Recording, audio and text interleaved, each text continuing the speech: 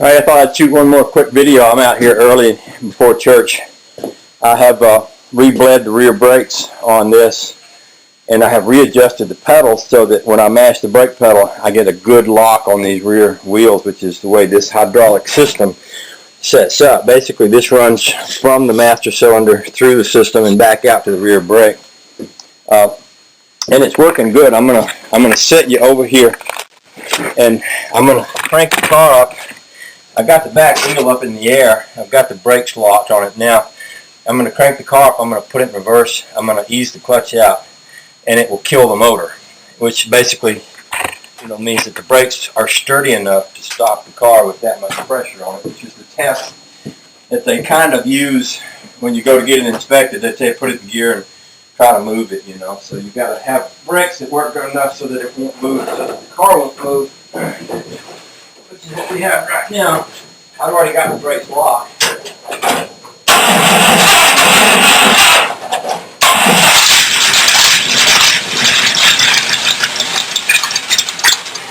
When I let them out, they don't release.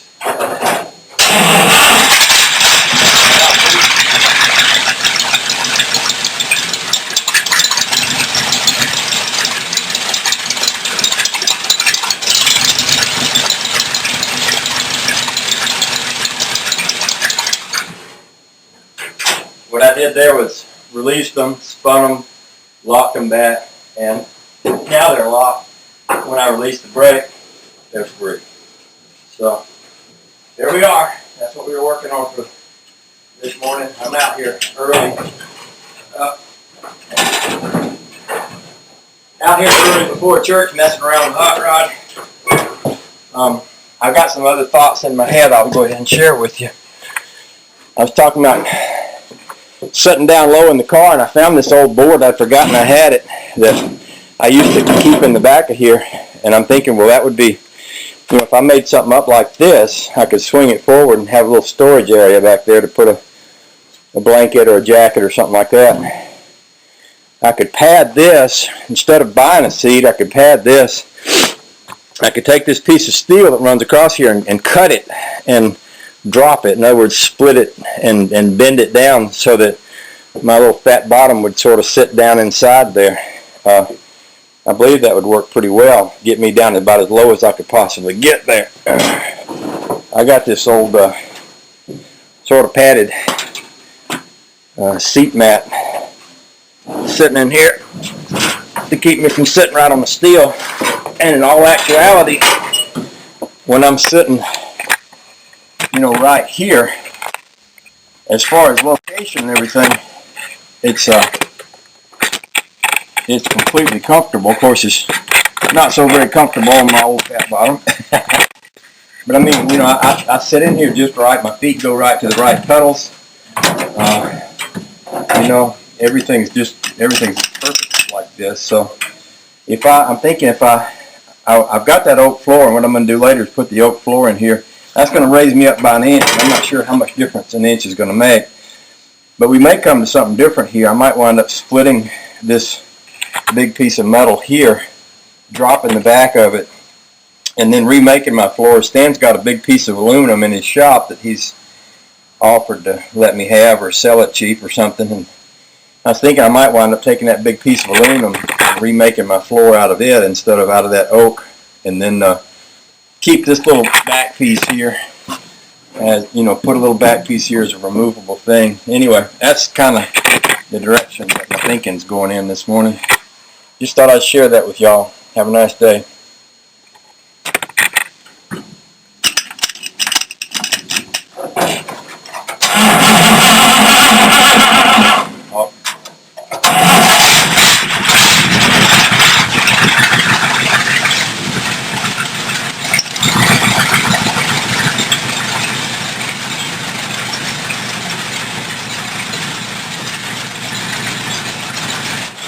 Sure is sweet.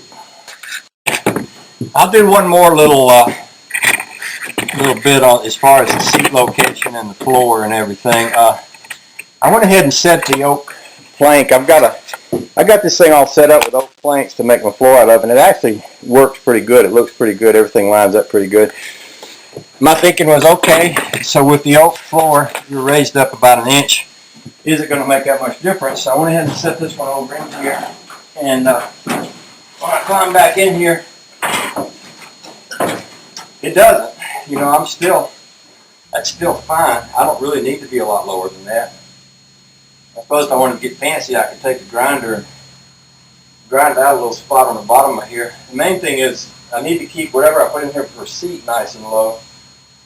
I may wind up putting the oak floor back in here, but cutting out a little notch where that seat's going to sit down in there after I figure out whatever I'm going to use for a seat. I don't even know yet. But anyway, I'm just working all this out in my mind as we go along here.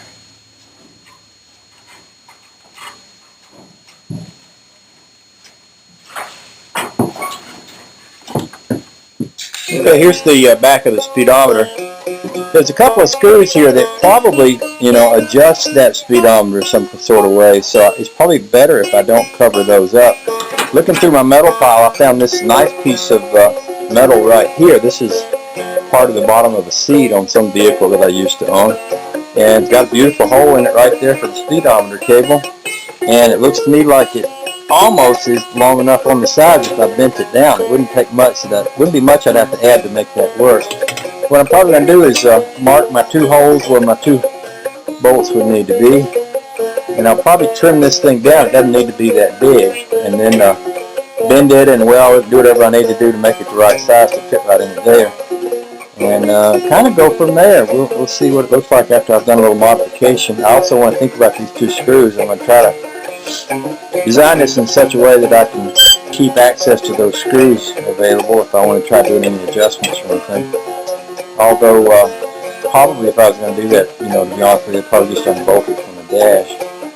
So let me make some holes in this thing and do some redesign, and I'll show you what it looks like. Alrighty, I'll show you what I made. Not very pretty, but it should be workable. This is a little back plate for this thing, and it should go in here. Should go on here like this.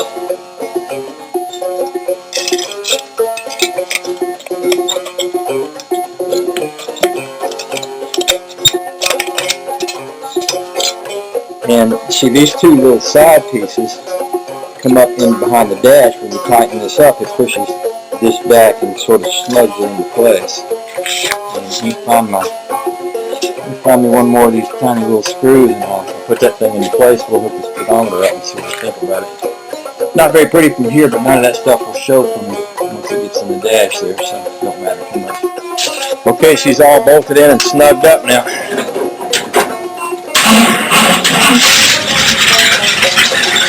Give it a try.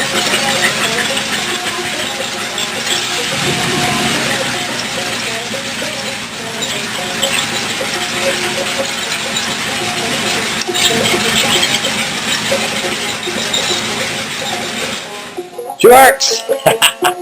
She works! Okay, I'm happy, and I think I'm going to quit for the day. It's Sunday, and I need to clean up and rest up and wash clothes and fix lunch and get ready to go to work tomorrow. Y'all have a nice week. Okay, I've acquired an old 47 Ford truck windshield. It comes in two pieces.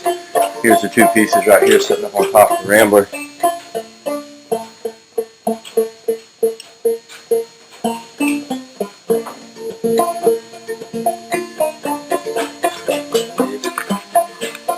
Basically, that just kind of gives us a chance to see how tall it is. But I can see how high my head is behind the windshield. That's pretty good. If I wanted to, I could put a little thing. But I'm going to have to have some kind of top up here. So I can make a little... You can't see through the windshield though, can you? You're looking over it.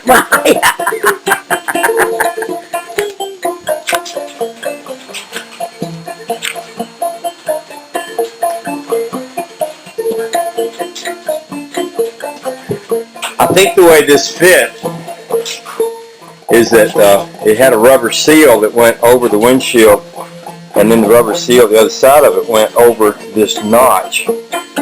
somebody who had this car before I did built this dash, which actually is a pretty cool dash. But what they did was they welded the metal right up to the top of the notch, so that notch is in effect not usable, because there's no way you can slide the rubber seal down on there unless I cut this out and sort of re-expose that notch across there. I guess one of the good things about it is that they did not weld it all the way across. So here's a piece of metal here, but my notch is pretty much intact here and all the way across. There's a little bit of welding over there, but I think it's going to be pretty easy to restore the window track. There's a post that should be here in the middle. I don't have the post, and I don't even know if that's a removable post from the original truck. And the other thing, I think the original truck probably had a bunch of inside window molding that screwed into the old dash, which is gone. Somebody has, if I reach up under here, there's not a dash under here anymore. It's been cut out away. In fact, if I get my camera up in there, probably not enough light to see it, but I like what they did. This is like a 28 Dodge dash that they put in here, and I like that. And I even like this little kind of thing here, and I'd like to keep that. But I think what I'm going to have to do is notch this down so that my window track will fit in here. Build me a new centerpiece over here.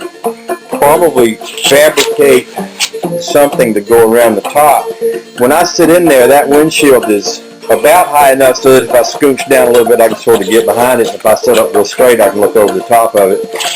It would be ideal in a way if it was a little taller, for the sake of protecting me from catching bugs and stuff like that in the face. But on the other hand, if it was a little taller, it would also get to looking pretty gonky pretty quick. So it really couldn't be a lot taller and still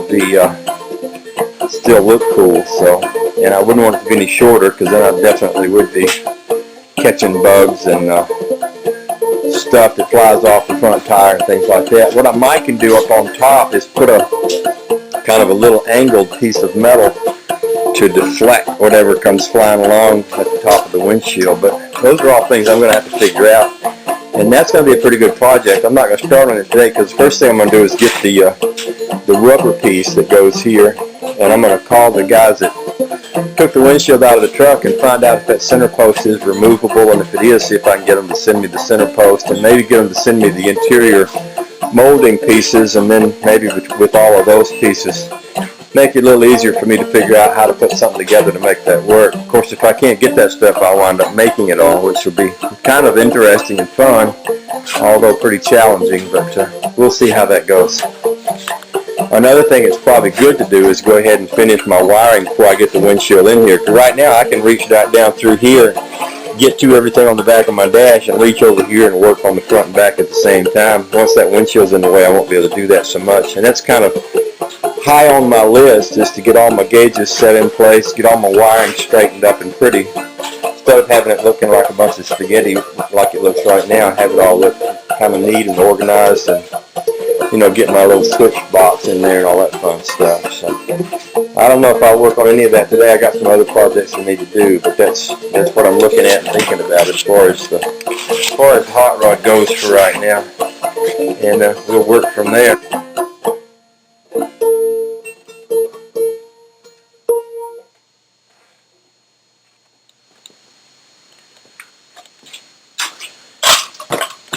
Well, I had somebody send me a windshield for a 47 Ford pickup truck, and then I ordered the rubber gasket to go around it. I figured I can use this to make my windshield out of my hot rod with, since the hot rod is made out of a 47 Ford fire truck. There's a trick, at least I've been told, to getting the rubber onto one of these windshields.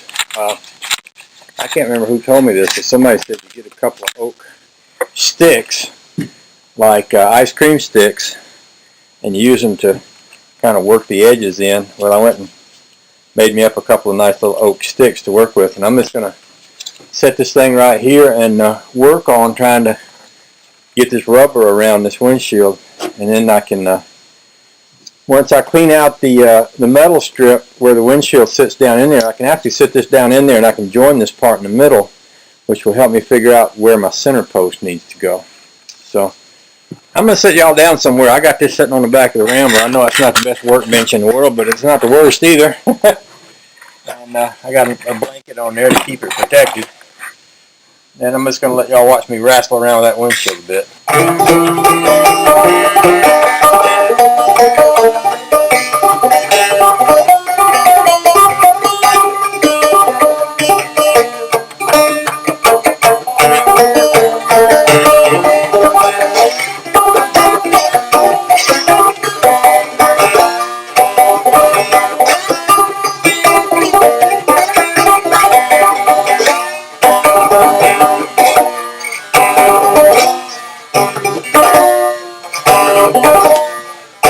Okay, there's the first side done.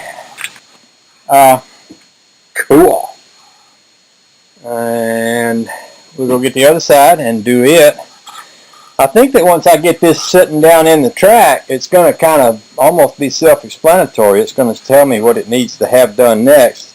See, this little track down here is the part that goes into the metal on the old windshield frame, and I may have to remake some of that windshield frame. I was thinking about Resto Dan. I was watching him remake the track that the rubber goes in the trunk on his 63 Impala on video a while ago.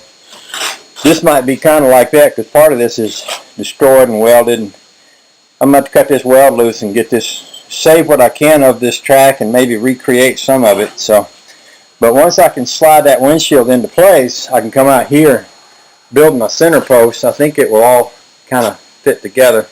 By the way, here's a cool switch I found the other day.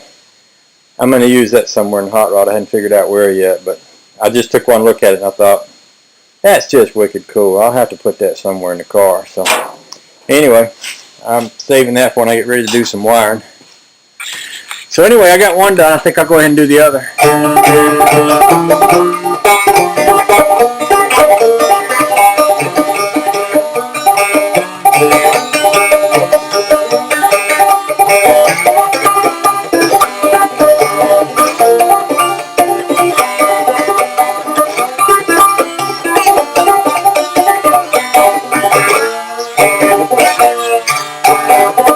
Okay, as I was saying, I was thinking when I get this thing together that it's going to become apparent how it works, and it is doing so pretty quickly here. If you look at these two rubber seals, the one on one side is angled in one direction. It overlaps the other one, which tells me that, you know, you make a bar, you get the angle of the bar right, you sit this windshield over it, you let these two overlap. There's little holes in this thing. It looks to me like, well, I know that those old trucks had a bolted on post that ran up and down, so it looks to me like there's a bar that lays under it, the bar lays on top of it with screws that go through these holes right here, and the whole thing kind of bolts in place in the center. That's going to be kind of awesome. You know, once I get that together, get it in the car, it's going to be fairly easy to figure out where the center post goes and make it all fit in there good. Oh, it's going to work out just great. Tickle to death with that. Okay, so I think I got one of them upside down. Hang on a second. I might be altogether wrong about this. Okay, I bet I am. Look at this. Okay, I take it all back. They don't go that way exactly. Or, you know what I've done? Okay, now I see what I've done. I got one of these on backwards. Yeah. This one has the flat side on the outside. This one has the flat side on the inside. So I'm right about how they go together. I've just got them on here wrong because the more square side is down. Yeah, so one of these I got to pull off and turn around. That's okay. I don't mind doing it twice till I get it right. That's what all the fun's about.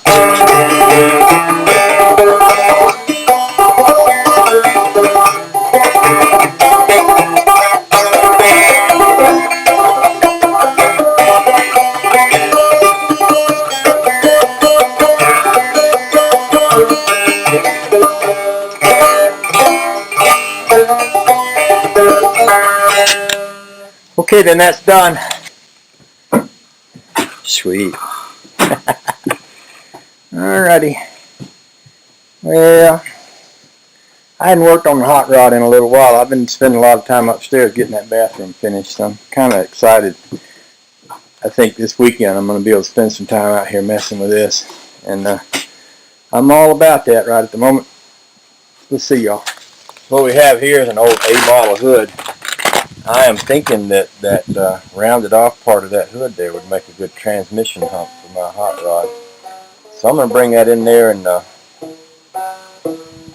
unconnect that hinge that holds it all together, and then see how much further I have to go to make that do what I want it to do.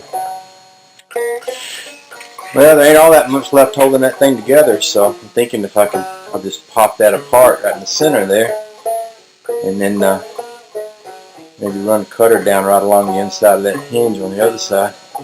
Take that round piece there and just see how close that comes to being able to be fitted right over my transmission there. That'll give me something to start with anyway, some metal to work with.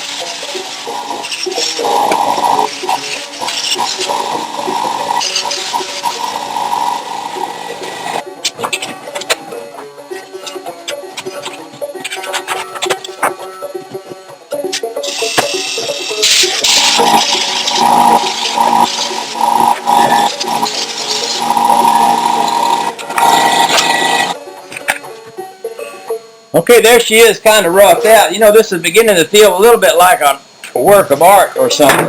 At this point, what I'm going to do is, there's a piece of angle iron up underneath here. I would like for this to fold down and come right into that angle iron. That way, when I put the oak floor down, the oak floor would fall right on top of it and kind of lock this all in place. Yeah, that's what I want to do, because see, I've got these sides where I can pull them back, and my thinking is if I need to work on the transmission, I want to be able to get this out. I'm going to rework the front part up there and make that fit into the firewall, but the first part is to get this part along the sides to kind of fit down into them angle iron channels. So I'm going to crawl in there with my handy dandy little soapstone. I put my glasses on for this part so I can see what I'm doing, and draw some lines, and then we're going to probably get a hammer and some iron and do some metal bending, and then see where we're at after we do all that, and kind of go from there. Anyway, I'll show you what it looks like when I get it marked up. It was actually quite a lot of fun to have the cars out today. I drove the Rambler to the hardware store 2 or 3 times, and you know, it's good for it to get it out, and it's fun to drive. Amazing to be able to do it in this kind of weather.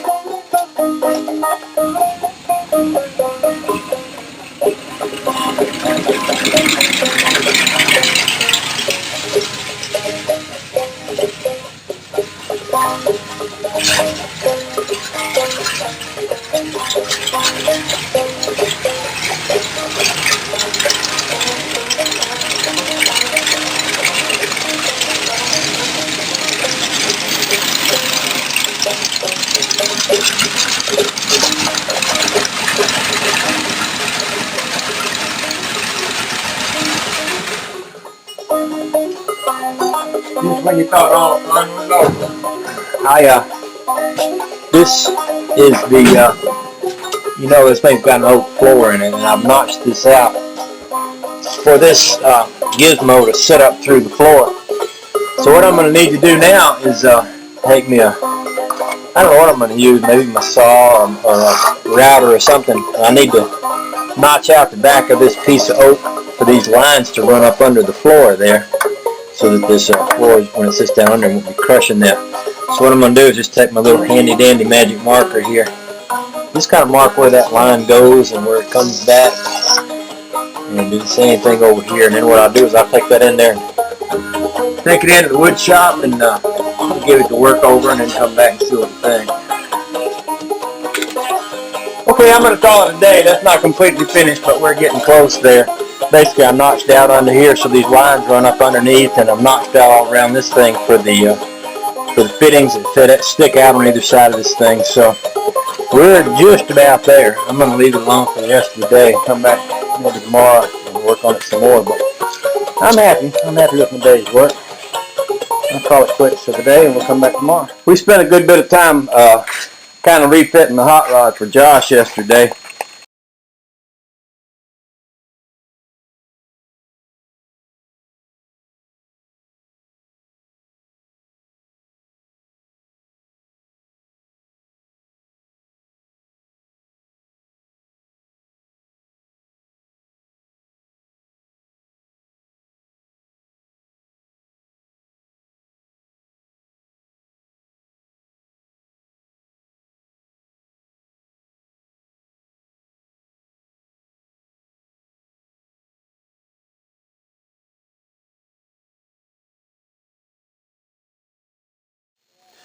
One of the other things I want to go ahead and do before I get too far along is hook up the speedometer cable and put that old speedometer I got in here.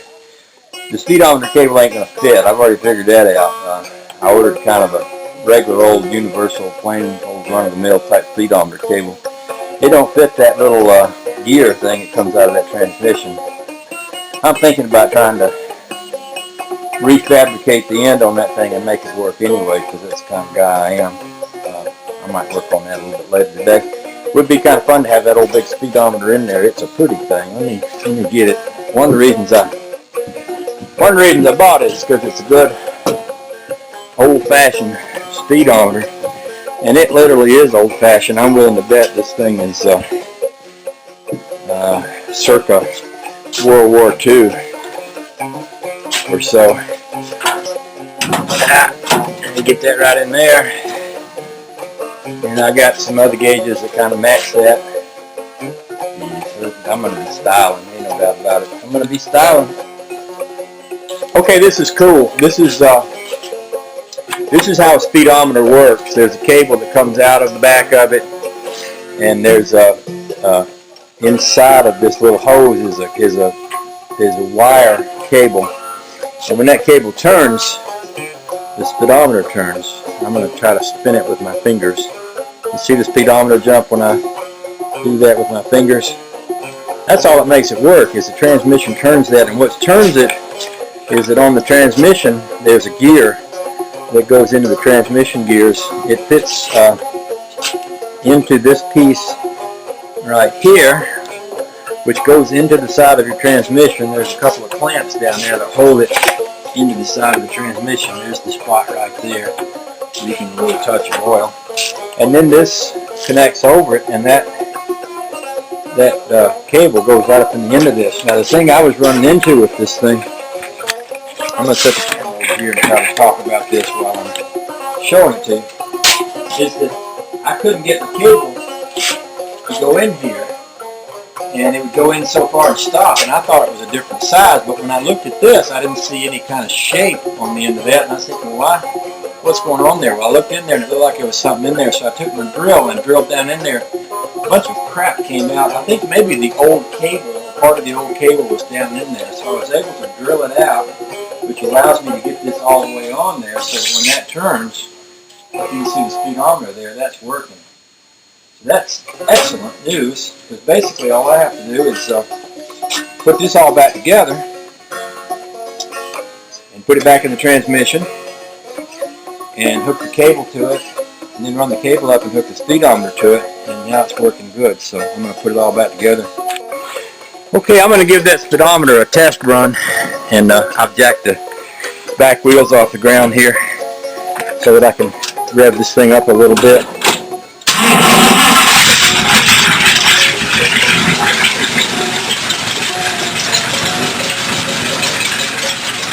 There we go, first gear.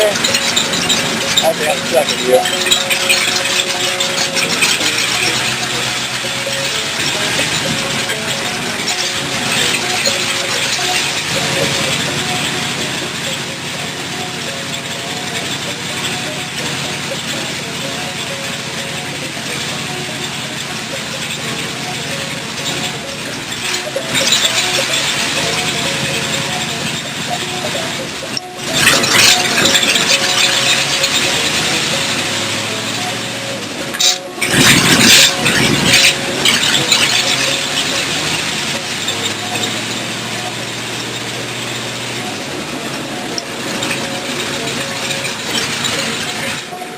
I'd call that a success. Next thing I'm going to do is, this isn't bolted in right now, so I'm going to pull this out, disconnect the cable, make me a bracket. You see these two screws here? It needs to have a bracket made that'll go to both those screws, come in behind this and hold it up against the back of the firewall. I'm going to make that bracket next, and then put this back in and bolt it in place. I'll probably reroute the cable. Here's the cable down here where it comes out of the transmission. It runs under the frame, and I'll probably, right now it's kind of on top of the frame over here, so I'll probably feed it through, get it down underneath the floor, and have it come up around the back side of the firewall up there and up through there in a way that I can get it all into place good, where it's safe and out of sight, and then we'll test it again. If everything's good, we'll have it bolted in and move on to the next project.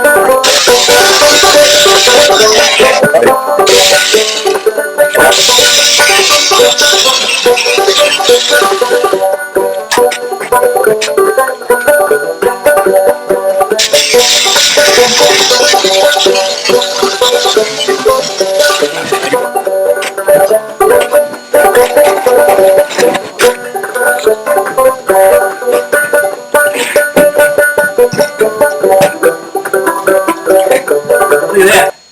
Alrighty then. Well, that's custom made right there. Yes, it is. Now, what about the gas pedal? Is it in the right place? Yeah. And you can pat and mash that brake. You notice there's no pad on that brake, and that's mostly because there's not a lot of room down there for pedals. And when I put the pad on there, I couldn't mash the brake without mashing the gas at the same time. That's perfect right there. Good. Alrighty then. I think we need another test drive. Make sure our scientific experiment is, you know. Well, you have to test it. Yeah.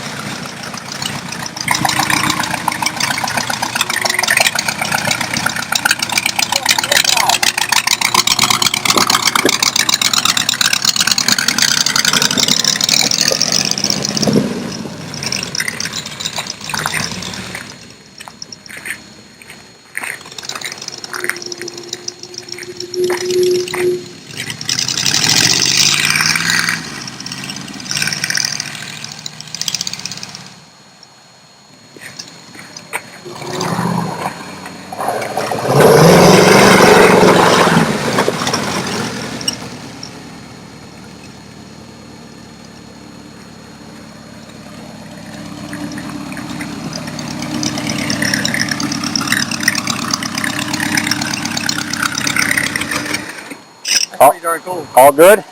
Yeah. Got such a limited range here with this.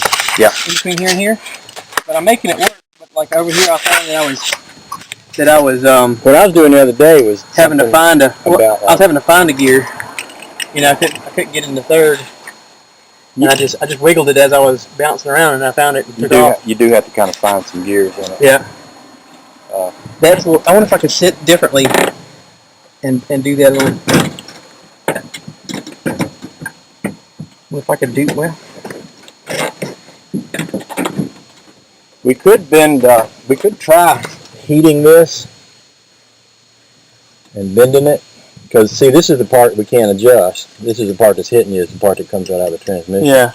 But we could take this off the transmission. Yes. Just a piece of wire. Oh. If you're saving that for something. No. We could take that off the transmission and see if we can bend that. You know, heat it up with a torch, with a welder, and see if it's possible to bend it and pull it. Yeah.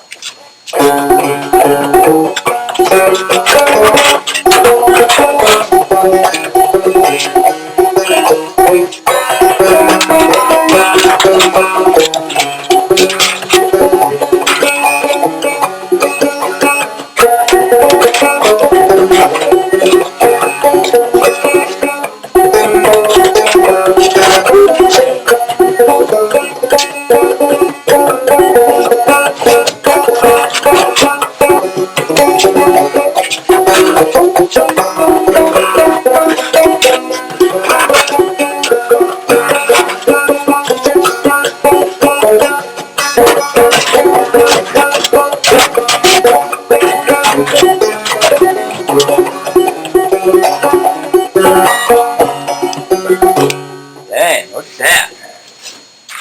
That looks pretty good. That looks good enough to go inside a new Monte Carlo. Holy cow, look at that.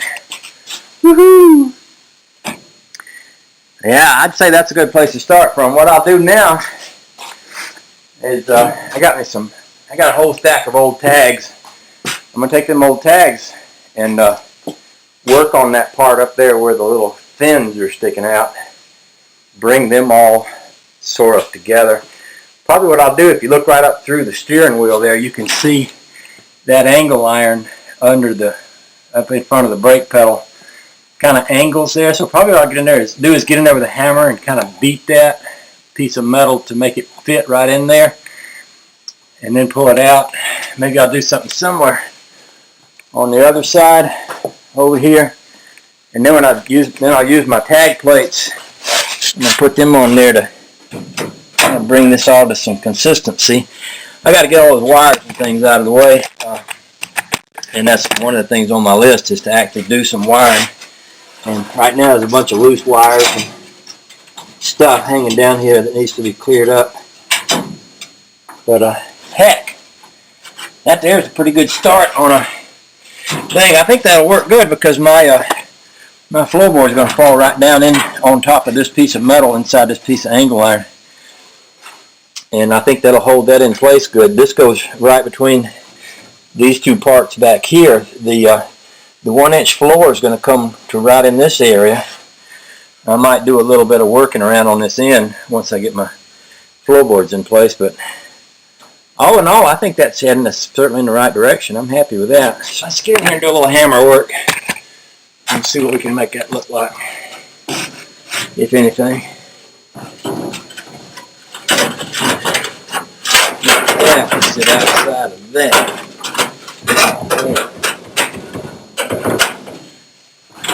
I'm going to move y'all out of the line of fire so I can do some serious hammering here.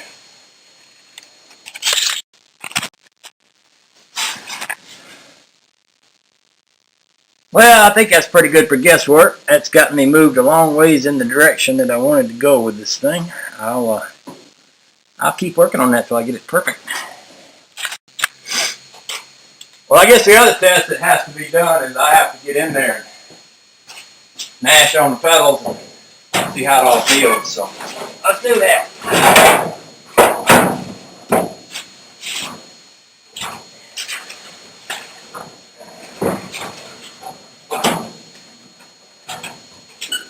There's the brake pedal. There's the gas pedal. The shifter's going to be right here. I think I'll be alright with that. I think that'll be good, in fact. I'm liking it. I'm liking it. Woo. Go for it. Okay. Hello, ladies and gentlemen. I'm Joshua, and today I'm going to be cutting away a piece of metal here because I'm a little bit taller than my dad, and my knee is about to shred to pieces on this little piece of metal. So we're going to take the grinding wheel to it, and we're going to put a niche out here so that I can get my fat leg in there and drive this thing. without cutting my leg all up. So it should be fun. Josh is driving this to the car show Saturday, so we're altering the car to make sure he can fit in there. With that said,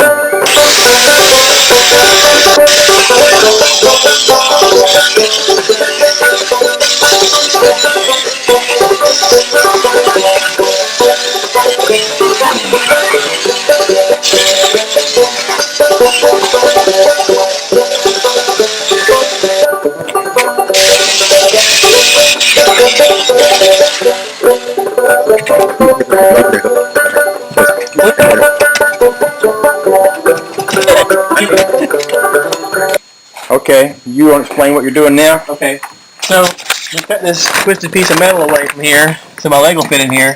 Now I got a bit of a jag here, so we're gonna take the grinding wheel to it and we're gonna grind it down nice and smooth so nobody gets cut.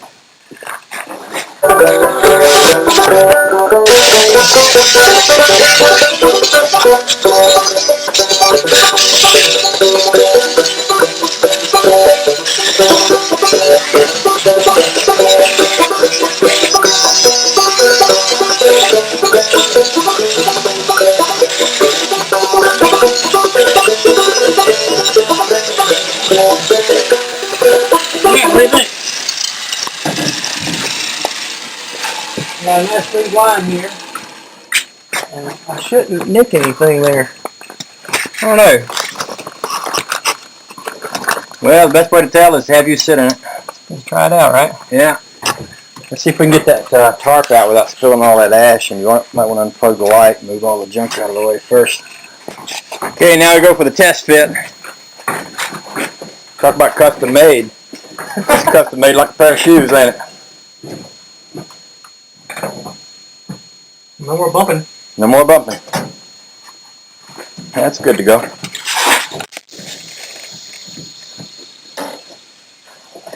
I wonder if I should knock it a little more. Well, I don't know. You tell me. There's a white piece of salt or whatever it was on the license plate. That's soapstone. Soapstone. Great. What my need is, I really would like to bring it to the corner here and come across. Yeah. Something like that. Yeah. Cause that way, yeah, that way I'm in here without risk of bumping nothing. Yeah. The other leg's fine because I got it down low sideways. It's impressive if you show up at the car show bleeding, but well, you might not enjoy it that much. You can bleed for fun, or you can bleed to show off.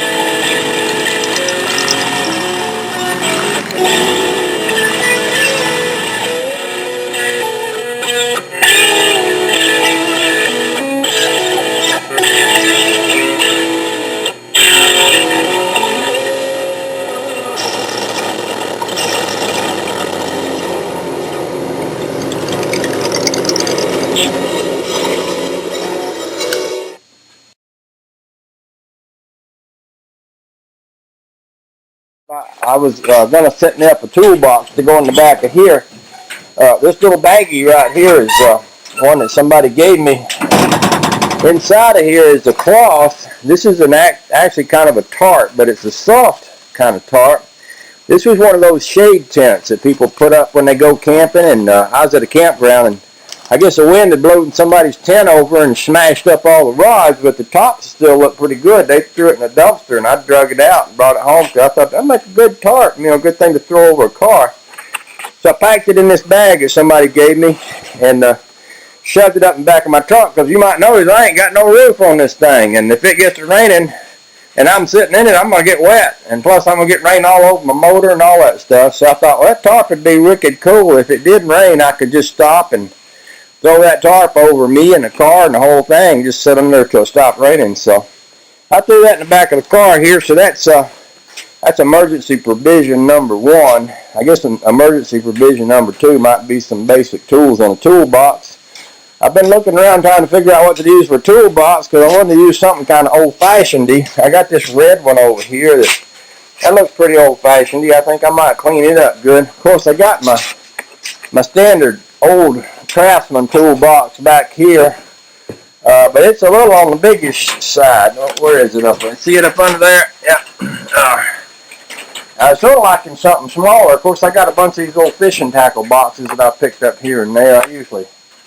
Anytime I'm in a yard sale and somebody's got a box of tools.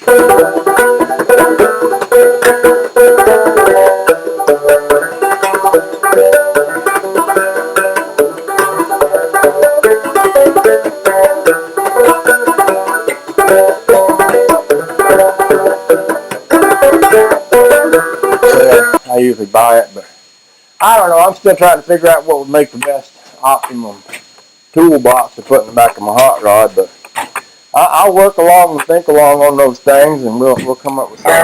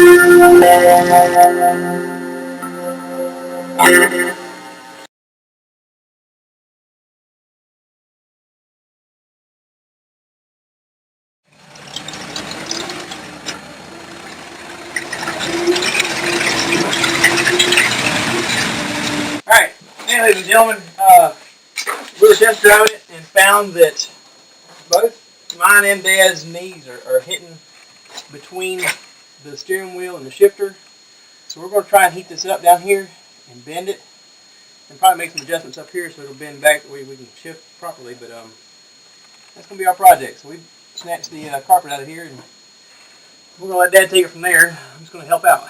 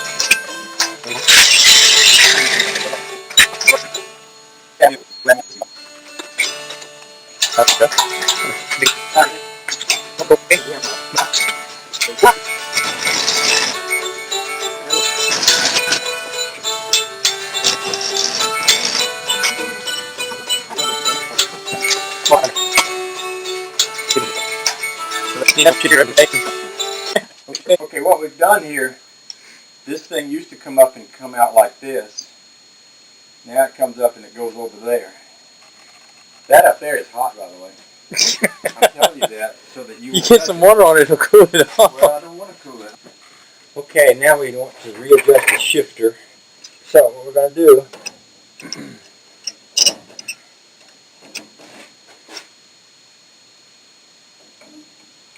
basically, you could probably bend it. and I'm thinking if we just bent that up, I wonder if it'll bend without heating it. Oh, so. Uh-oh, that's not good. That's a problem. It's still red. Okay, stop the camera.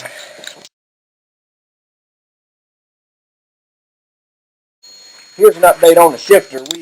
We did bend this shifter. We actually cut it off and re-welded it down there. First time I welded it, I was trying to, go easy. I didn't want to make it too hot because I was afraid it would heat those nylon things up inside there and it wouldn't work. And it broke. And that was kind of a, okay, that's when we cut the camera off. And he said cut the camera off to curse for a while, but we didn't really have to curse for a while. We just had to go back at it and think it over again. But anyway, I re-welded it back. And it worked good. I'll show you. We did a test drive of it, and I'll show you what that looks like. We're giving it a test drive. We bent the shifter on it, and I'm sitting in this side so I can see what it's like for the person sitting over here that has that shifter over on their side, sort of.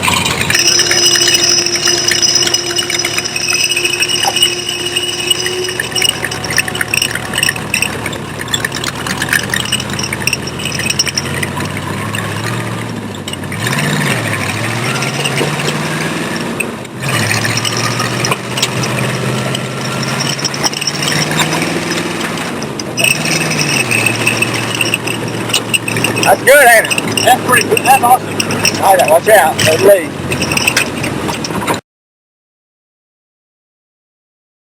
Okay, here we are in the hot rod garage. This is the first time Josh has seen the hot rod, right?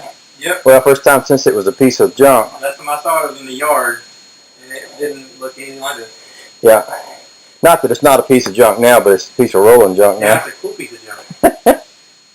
Yes, sir. Pretty alright. Yeah.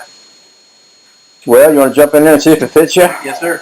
I sure do. Well, all the time you need more the time to ride. Come on, someone to the hot tonight. To make it. Yeah, come on, check it. I want to see all the kids. Popping up like me. You're good in there. You start moving and everything. That's awesome. Hey. Don't be that bad.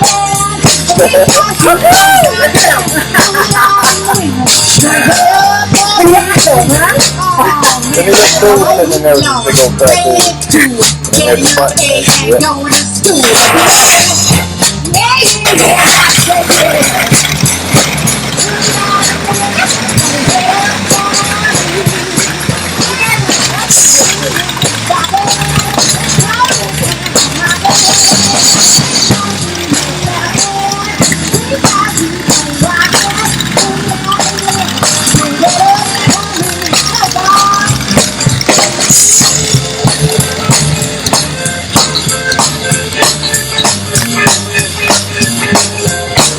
I think you got the hang of it.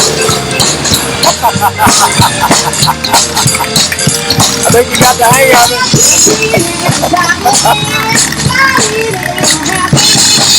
Is it working?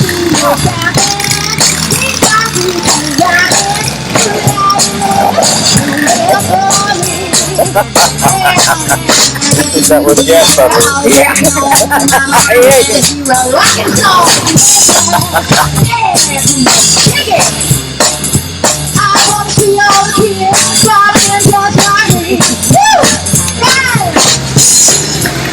Grinning.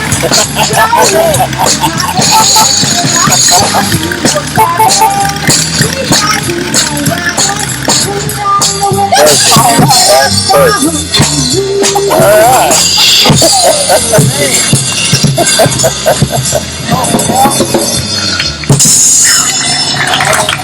Yeah. Yeah. I hit mud a couple times and it went right over me. Boy, that's cool. Golly, that's cool. Man.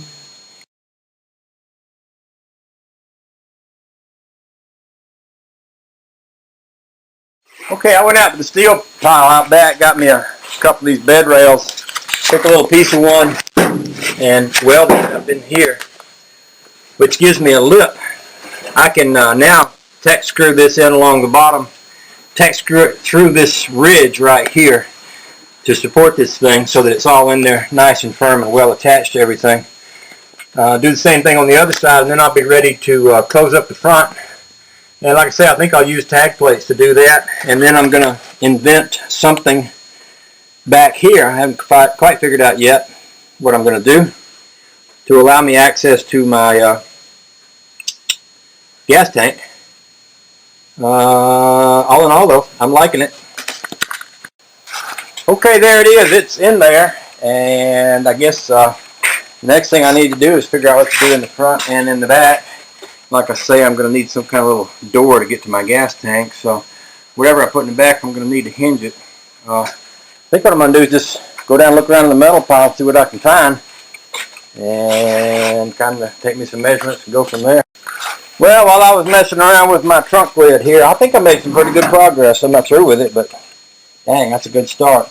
I just happened to notice it ain't raining anymore. I guess I could get out there and go back to work pulling that Volkswagen motor out. I suppose I will. Okay, here's how I've got my design made. I believe if I cut this piece of metal right down through there, I can fold the ends up. That'll give me 3 inches to go out on either side of that inside there. This top piece will come up right up under the lip of that. If I had a little bit more metal, I could bend it back down and then shoot Tex screws right into it.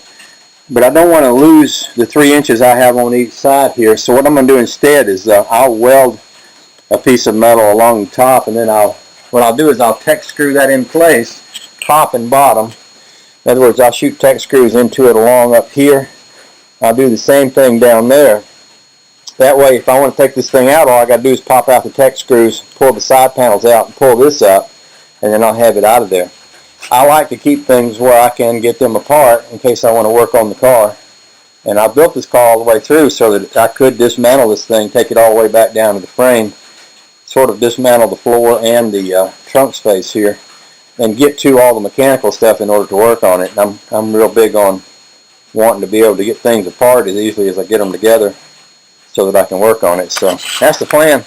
I'm sort of debating on whether to cut that with a plasma cutter or my grinder. I think I'm going to use my grinder just because it makes a nice, clean, straight cut. My plasma cutter isn't as clean and pretty as maybe it should be. Besides, I'd probably make a mess out of it. Since I'm going to be welding it and I want it to be nice and straight, I think I'm going to just cut that with my grinder, and then we'll slip one of those into place and see how it looks.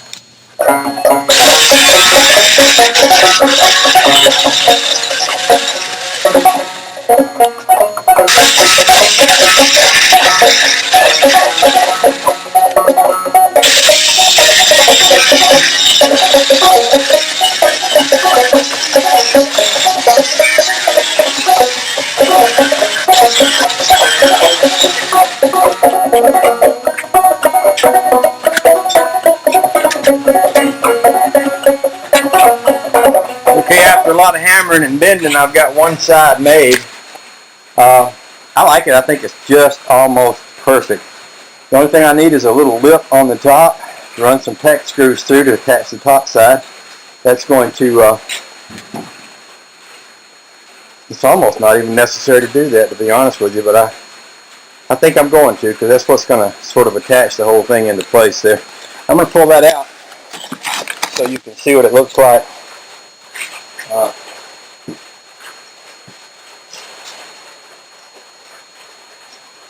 What I'll probably do is go ahead and bend the other one. Then I'll cut me some little metal pieces to weld on the top of it. That's basically what we got there. This part up in here bends over because of the way the body comes around back in there, there's kind of a little brace up under there. So what I'll do is I'll weld a little lip right along here that will allow me to shoot some tech screws down through here. I can shoot some tech screws down through the other end. That'll hold the other end. That's going to work just fine. I'm going to bend the other one now. And then we'll, after we get them both bent, we'll weld the lip on both of them and slip them back in there in place. And if we like it, we'll shoot it full of tech screws. Last week when I went to the car show, I didn't want to overwhelm everybody with the power, you know, because a lot of them boys with them old shiny trucks and all this, they get right jealous. But I thought now that they've had a little chance to take this car in small doses, maybe.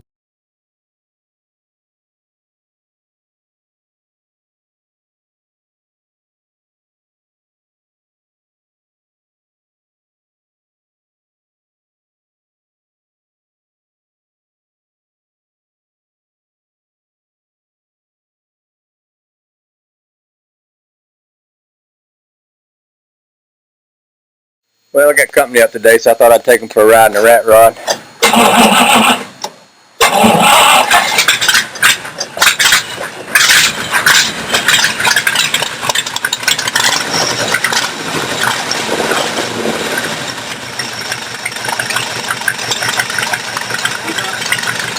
Yes, I'm ready. I'm in church.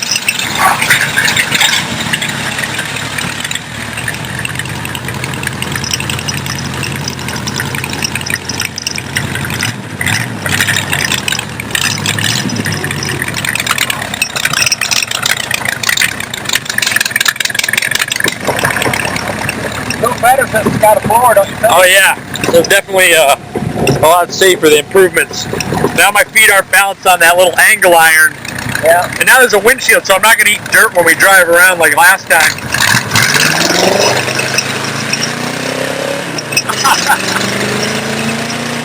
The camera doesn't give it justice. We're flying, you know, like you feel it, like no roof, nothing. Yeah. Yeah, just like a big old go car. Pretty much, yeah.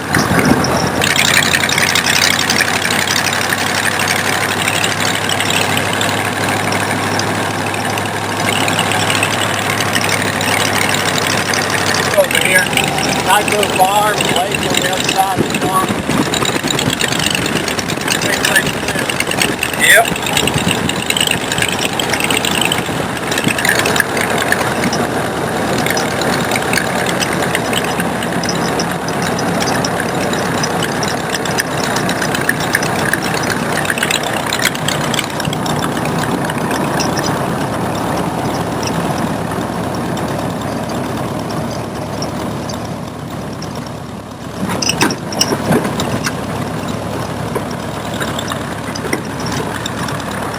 There's a couple cows over there.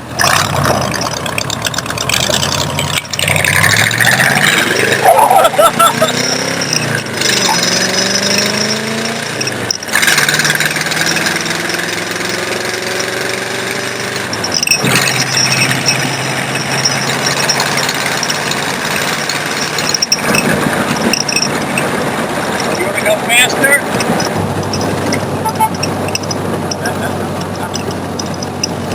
Speed kills, what a way to die. I like being alive.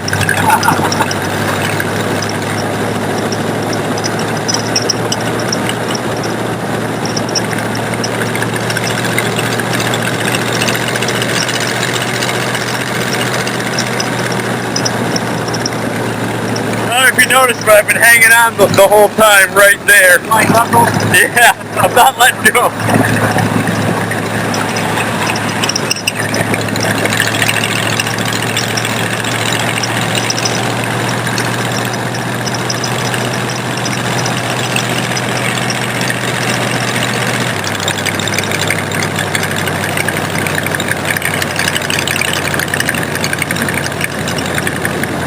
I don't think we were doing 25. Huh? I don't think we were doing 25. So the speed limit set.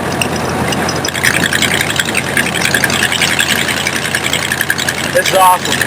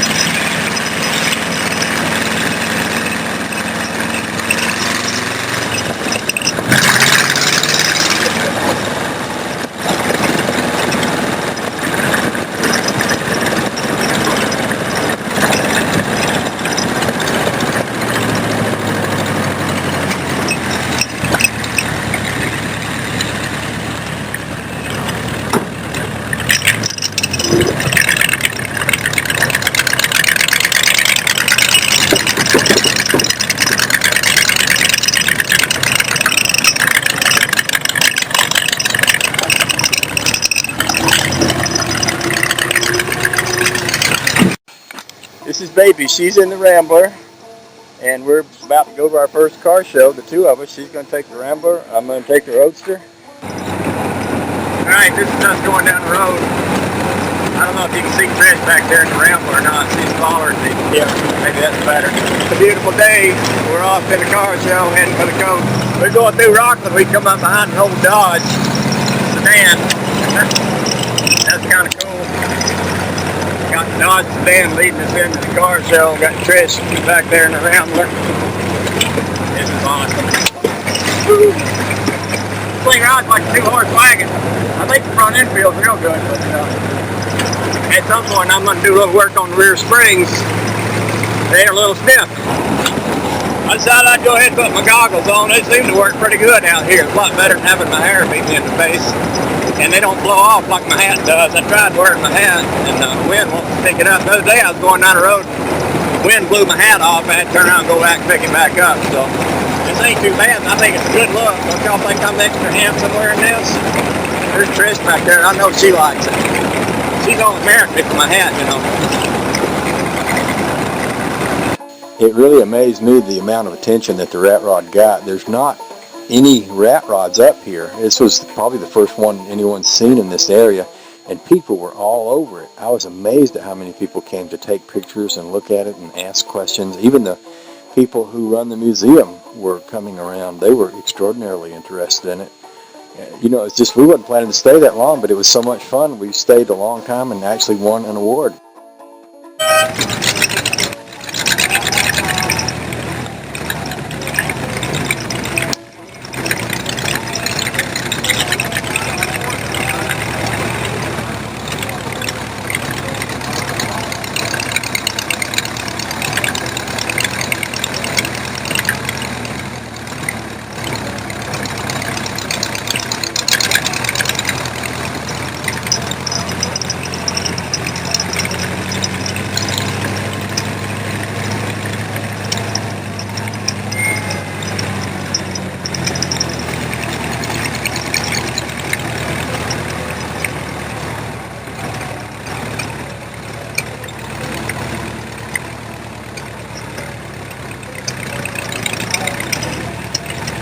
Well, look at that. That's a personalized picture of your car on a dishwasher safe, high quality, cup made in the United States of America. And we have a machine that makes these awards. Choice Award. Holy mackerel. This is rolling sculpture. Everywhere you look, you get lost. If you look at that, there's 50 things that he has going on here. It is a museum. I want this on loan at the Owlshead Museum. It'd be great. But you have... Is that our helmet? No. You have won a personalized dishwasher safe, UL approved, American built, I think, mug, personalized with a picture of your car on it. Have you ever had an award like that? Never in my whole life. Drink well. It's the most amazing thing that's ever happened. Yeah. I'd like Mark, if you can get a picture of this car on the grass that we can use for the custom show or for future. Okay, and get a picture of him in it and one with them out of it so we can put other people in it. Anyway. Thank you. Thank you.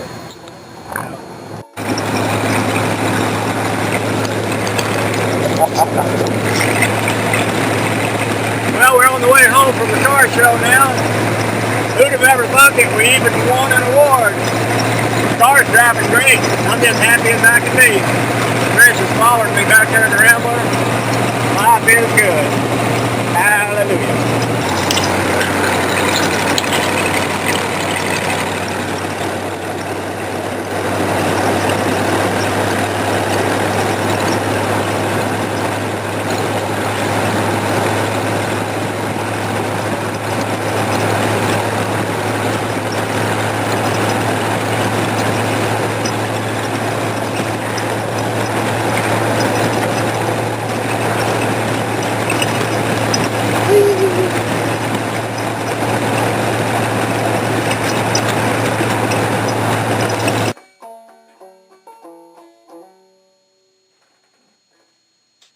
Alright, what's next on the list? Well, I've been wanting to put a blue dot in this tail light.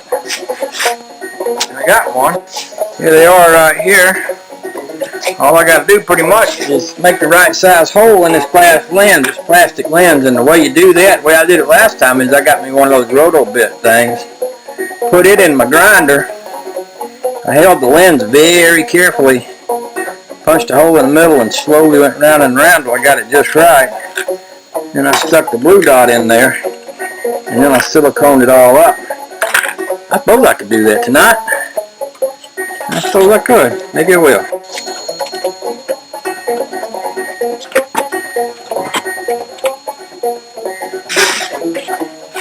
Alright, I'm going to use my little template out of the package to mark my little hole with here. I don't think I did this last time. I don't think I had a little package last time. I think last time I got them from J.C. Whitney. I just got one. This one came with two, and it came with a little template doohickey.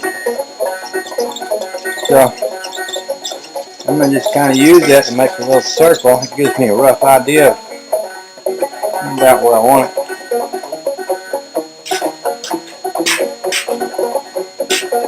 Now we'll get down to the hard, the scary part.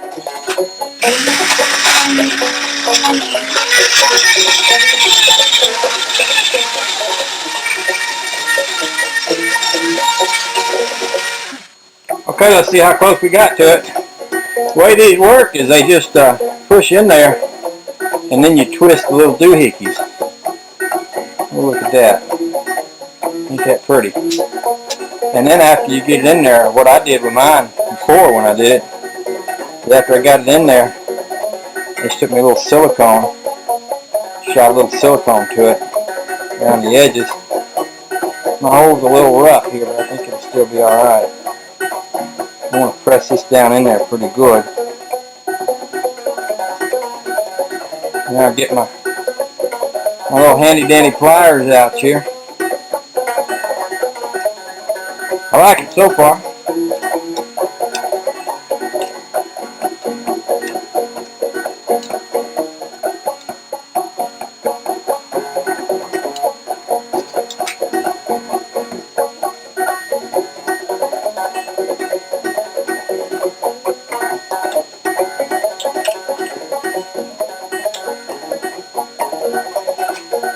There you go, it looks pretty good. Now I'm going to get my silicone and do it around the edges because it's not a perfect seal. Not even exactly straight, but you know it's going to sit like this. So the side that's most in will go toward the top there anyway. I think that's going to look good. I'll go get my silicone squirt on there and we'll put it back in. I should probably show you how these work on the inside. You just turn these like this. You don't lay them down, because if you lay them down, see, when you turn them sideways, the side that folds in holds the blue dot in place, and the side that folds out holds the whole thing up against the lens there. So you could probably work very carefully and get that in there a little more perfect than I did, but it ain't bad. I'm liking it.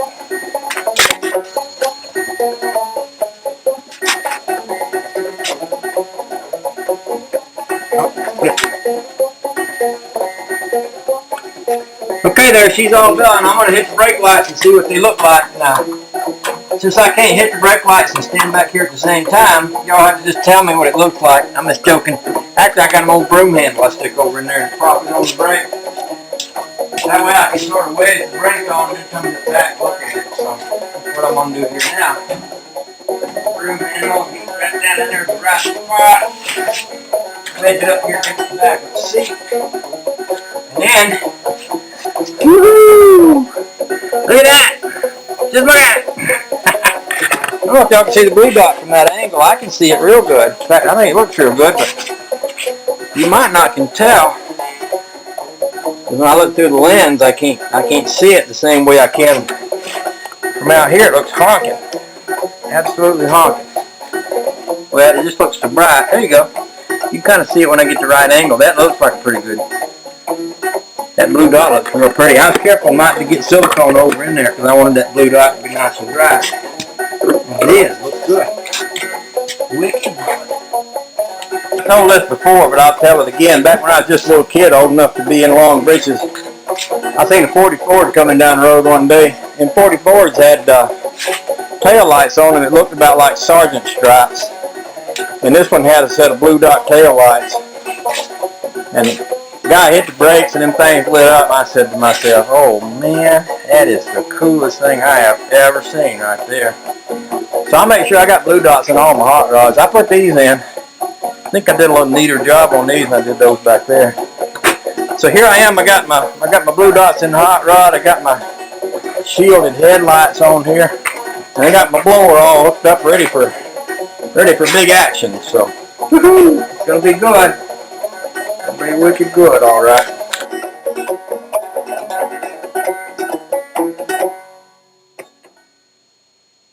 Well, it's a rainy day in the workshop, and I've decided to go in a different direction than what I was originally thinking. One of the things I don't have yet on this car is any trunk space. When you flip up the trunk lid, basically you're looking at the rear end and the frame and the springs, which is good if you're working on the car, but if you're going to a car show and you want to throw a picnic basket or I've got a pretty nice little cloth tarp that I thought would be good to carry along in case we got stuck in a rainstorm. We could throw it over the car and sit under it. But it'd be nice to have a place to put that stuff. So I'm thinking about building me a box back here. I've got some stainless steel up here that I picked up at the dump. A couple of sheets of it right here.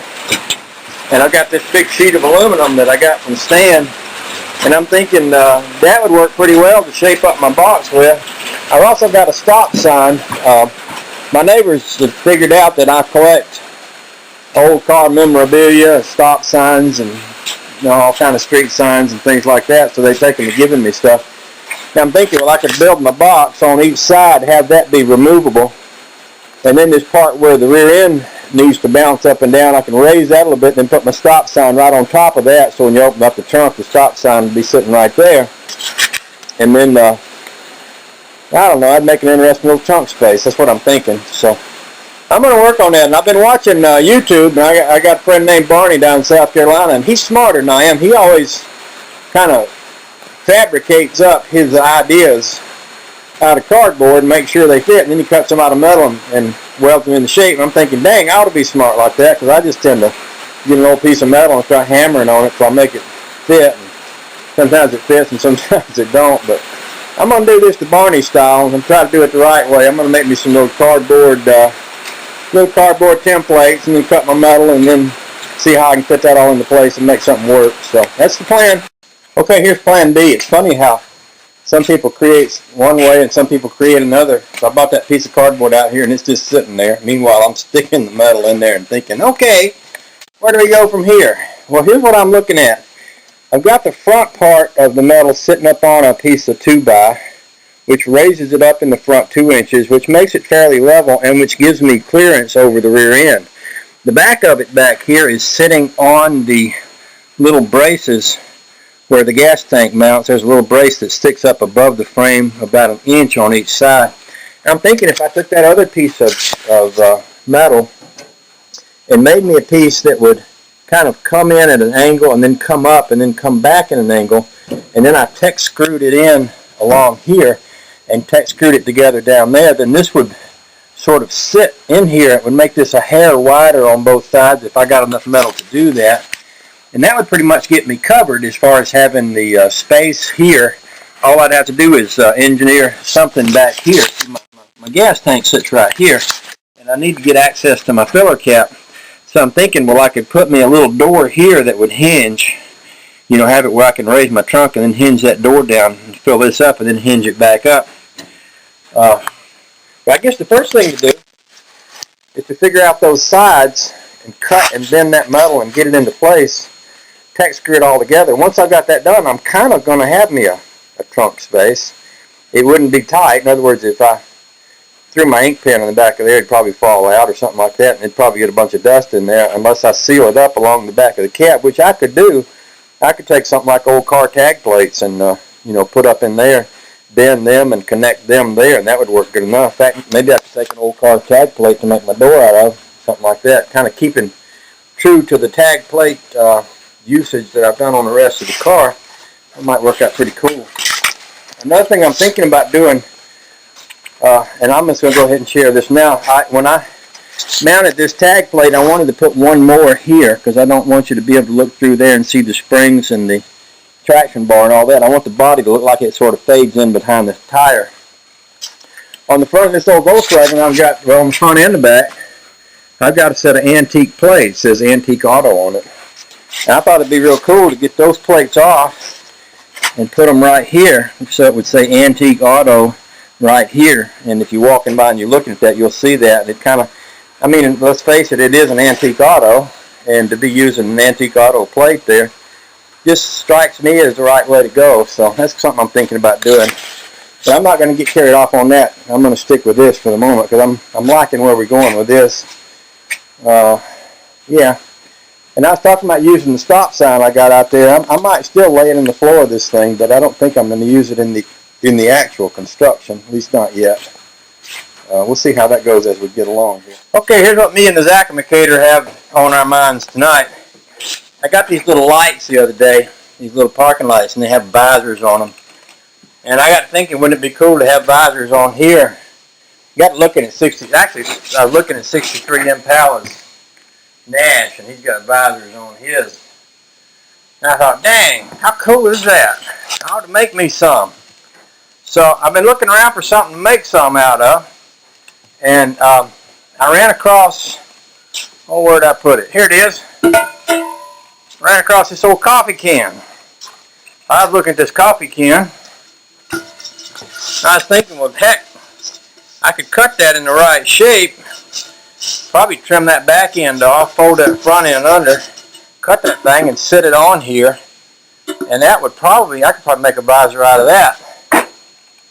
Make a real cool visor. I wish I had a coffee can that was all painted up. It'd even be cooler. But I found one that had the stuff on it, but it was paper. It wasn't paint. So I think what I'm going to do, I'm going to cut this coffee can and see if I can get it shaped right and see if I can slip it up in there. And if I can, that'll make me a visor. That'd be wicked cool. I'll show you what I mean. I'll do the work and then we'll have a look at it.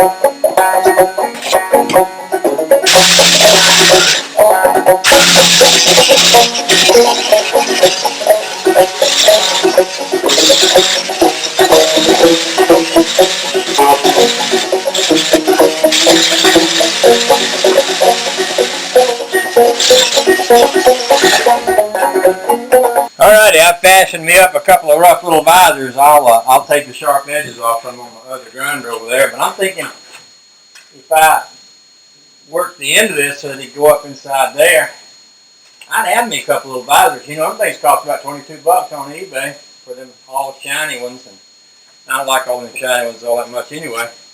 I'm thinking I might like this. This is going to be fun. I'm going to go work on that other wheel grinder over there and take the rough edges off and see how that looks.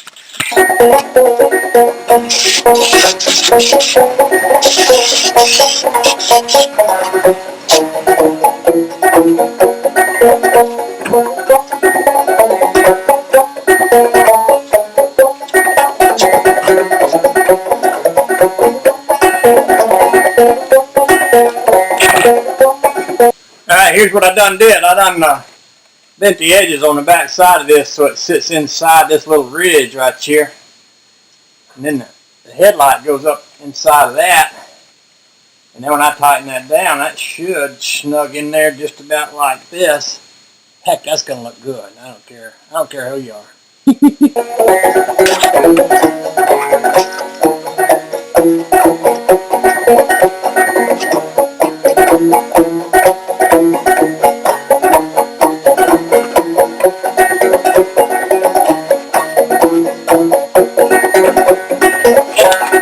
Okay then, there she is. This is a headlight without a visor, headlight with a visor. Doggone, how cool is that? Yeah, I like that. It's a good look.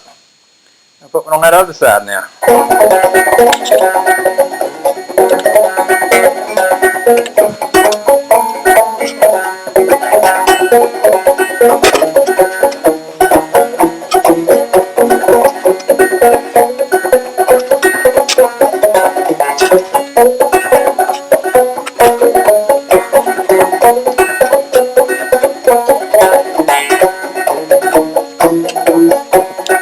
Alright, let's give them a test.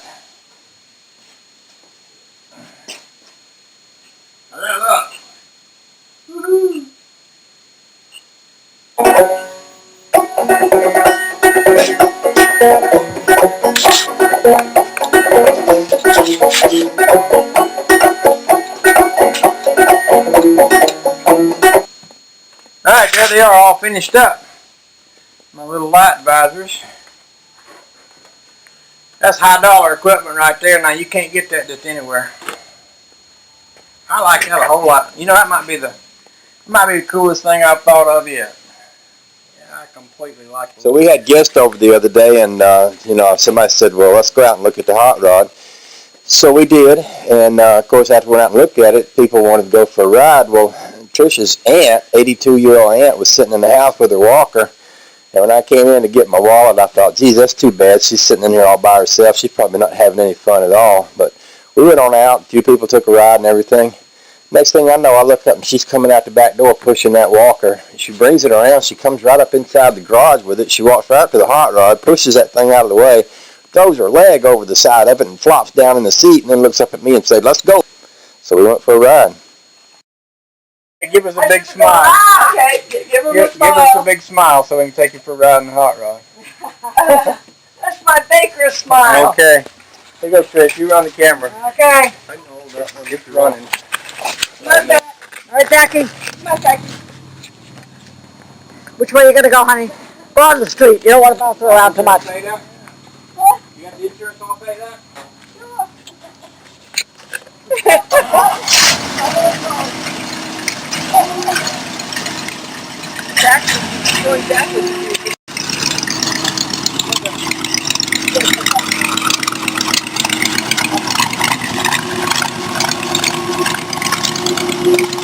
Woohoo! The family matriarch in the hot rod. Woohoo!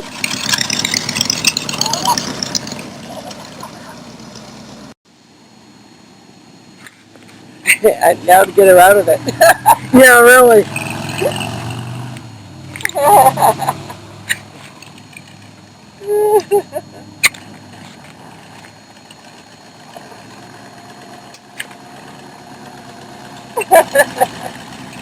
Kaboom.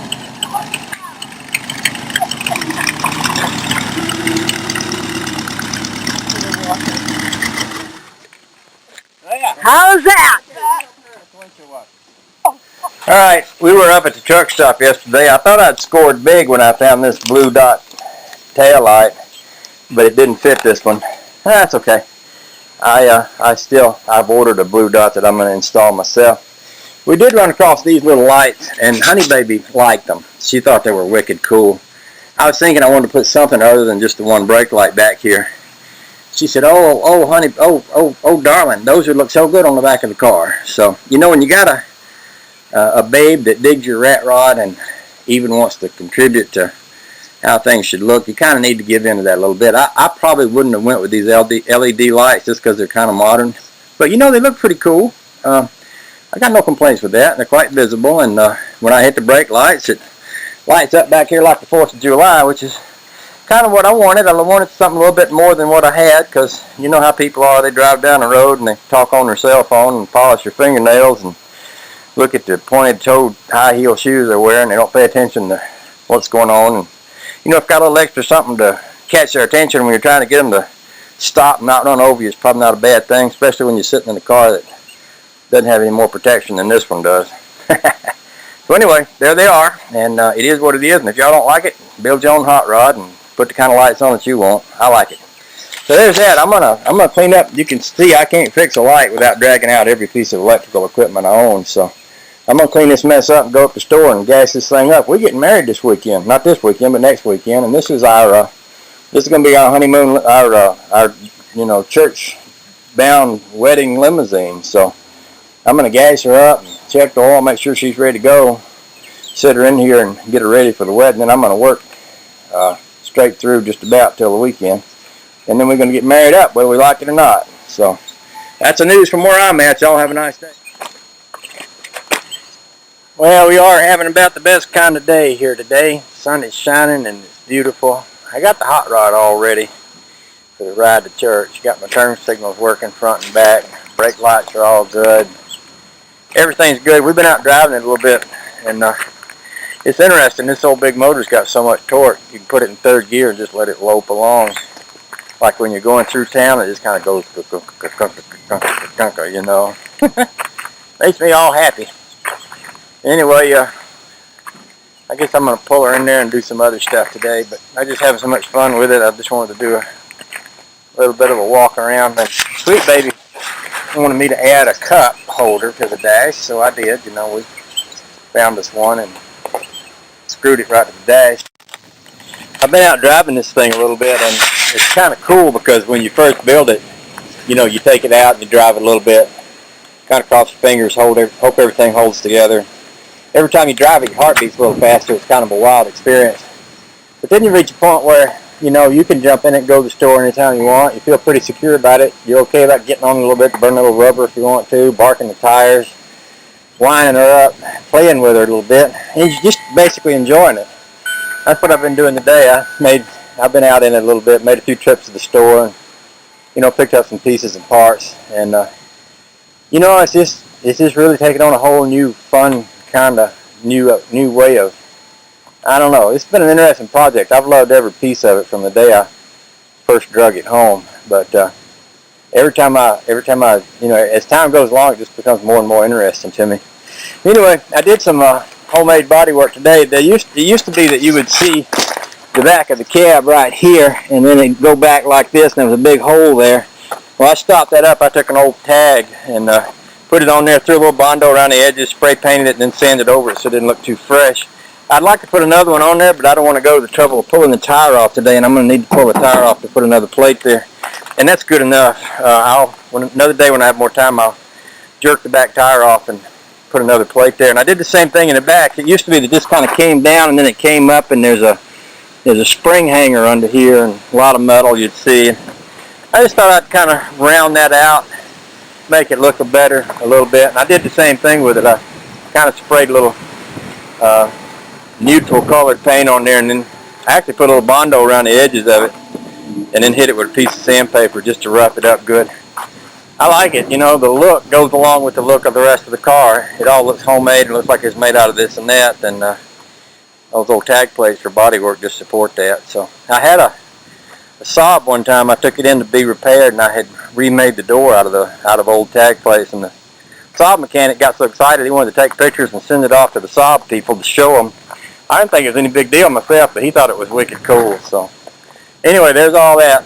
I think I'm gonna quit for the day, go in and I don't know, we got other things I should be doing, but it's been a really fun day just driving it, so I sure have enjoyed it.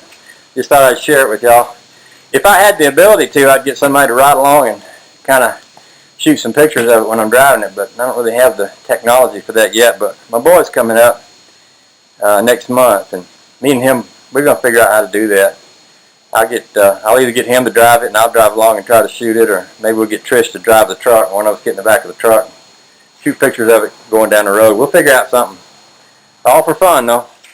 Well, I went to the truck stop last night and scored. I was basically looking for a marker light to put here on the side of the hot rod, or I was looking for these toggle switch extensions, which I did get, and that's good. But I found something even cooler. I found this baby, which is it's kind of a fancied up marker light for a truck. I was thinking, dang, that'd make a good looking turn signal for the front of my hot rod. So I got looking around how I could mount this thing and what would look good, and I found these old spring shackles over in my bucket of spare parts. And I found some lug nuts. They just happened to fit the bottom of my headlight lamp over here. So I got me one of these spring shackles, and I attached it right to the bottom of that headlight, and I mounted that little baby up right there. And I don't think that looks too bad. You know, if you got to have a light on the front of this car, as I said before, I didn't want anything gawky and ugly, but that's kind of a neat looking old-fashioned kind of light there, and serves a purpose, and it's bright enough to make me a little turn signal action. So pretty much all I got to do is put one on the other side. I got it good and grounded on the bottom of the headlight.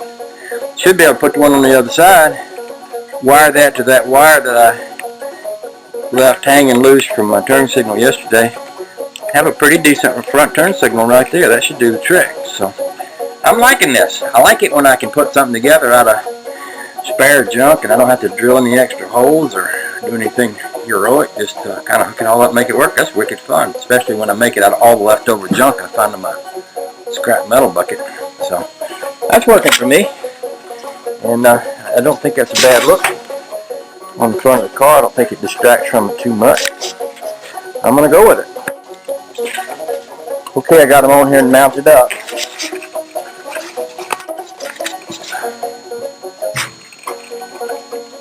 And let's see that side.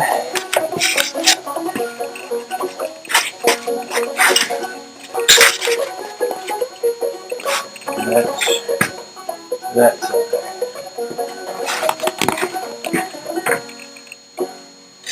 Alrighty, I think I can live with that.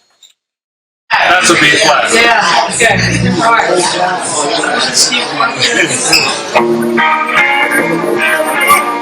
I have to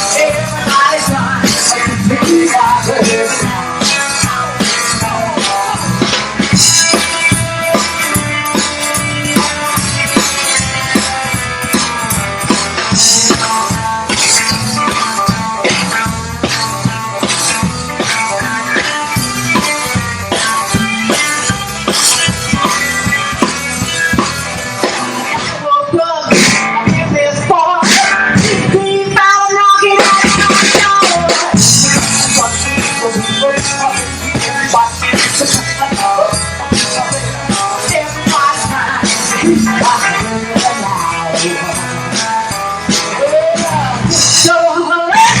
on the tree, lift it up and then go.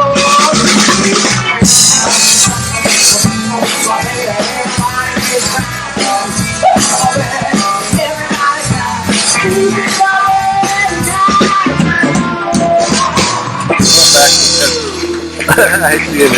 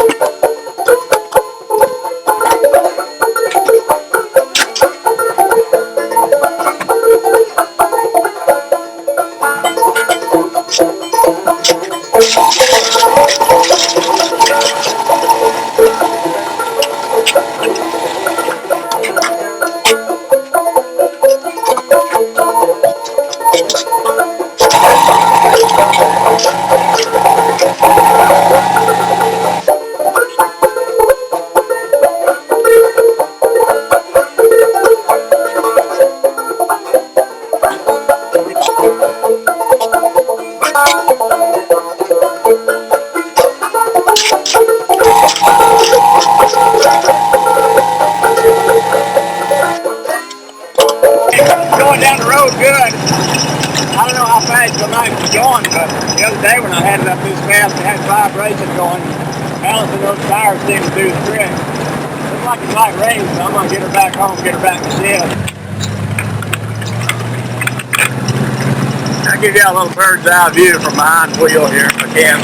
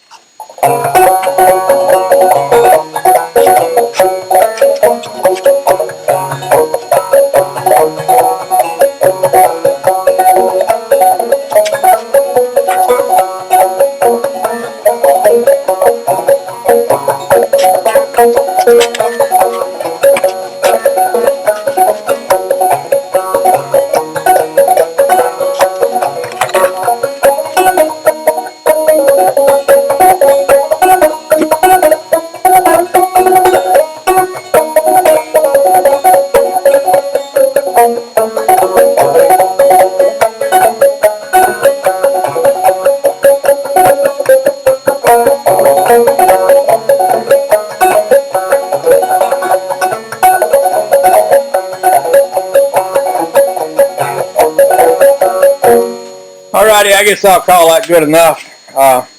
Man, I used to have really steady hands for doing that kind of stuff. I used to build model cars, and I could paint good. And I remember back in the old days, we used to letter, people have these white letter tires like these. These tires here are 50 years old. But back in the day, white letter tires was all the rage, and we used to take a set of regular tires like these and paint the letters white on them, make them look fancy. I'd sit around for hours and hours getting them letters perfect. I don't know if I ain't got the patience, so I can't see as good as I used to, or I'm too shivery, or what. I ain't drank nothing today, so I ought to be steady, but I ain't steady enough to make that awful pretty. But I guess it'll be good enough. Maybe when I crank it up and it gets hot, it'll fade a little bit. That wouldn't hurt my feelings none. Although that kind of bright-looking letter in there does look kind of cool to my old tired eyes. Anyway, I guess I'll quit. I done worked all day, and I should be tired, but I am tired.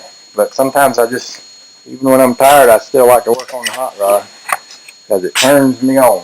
Y'all have a nice day now, and I'll see you later.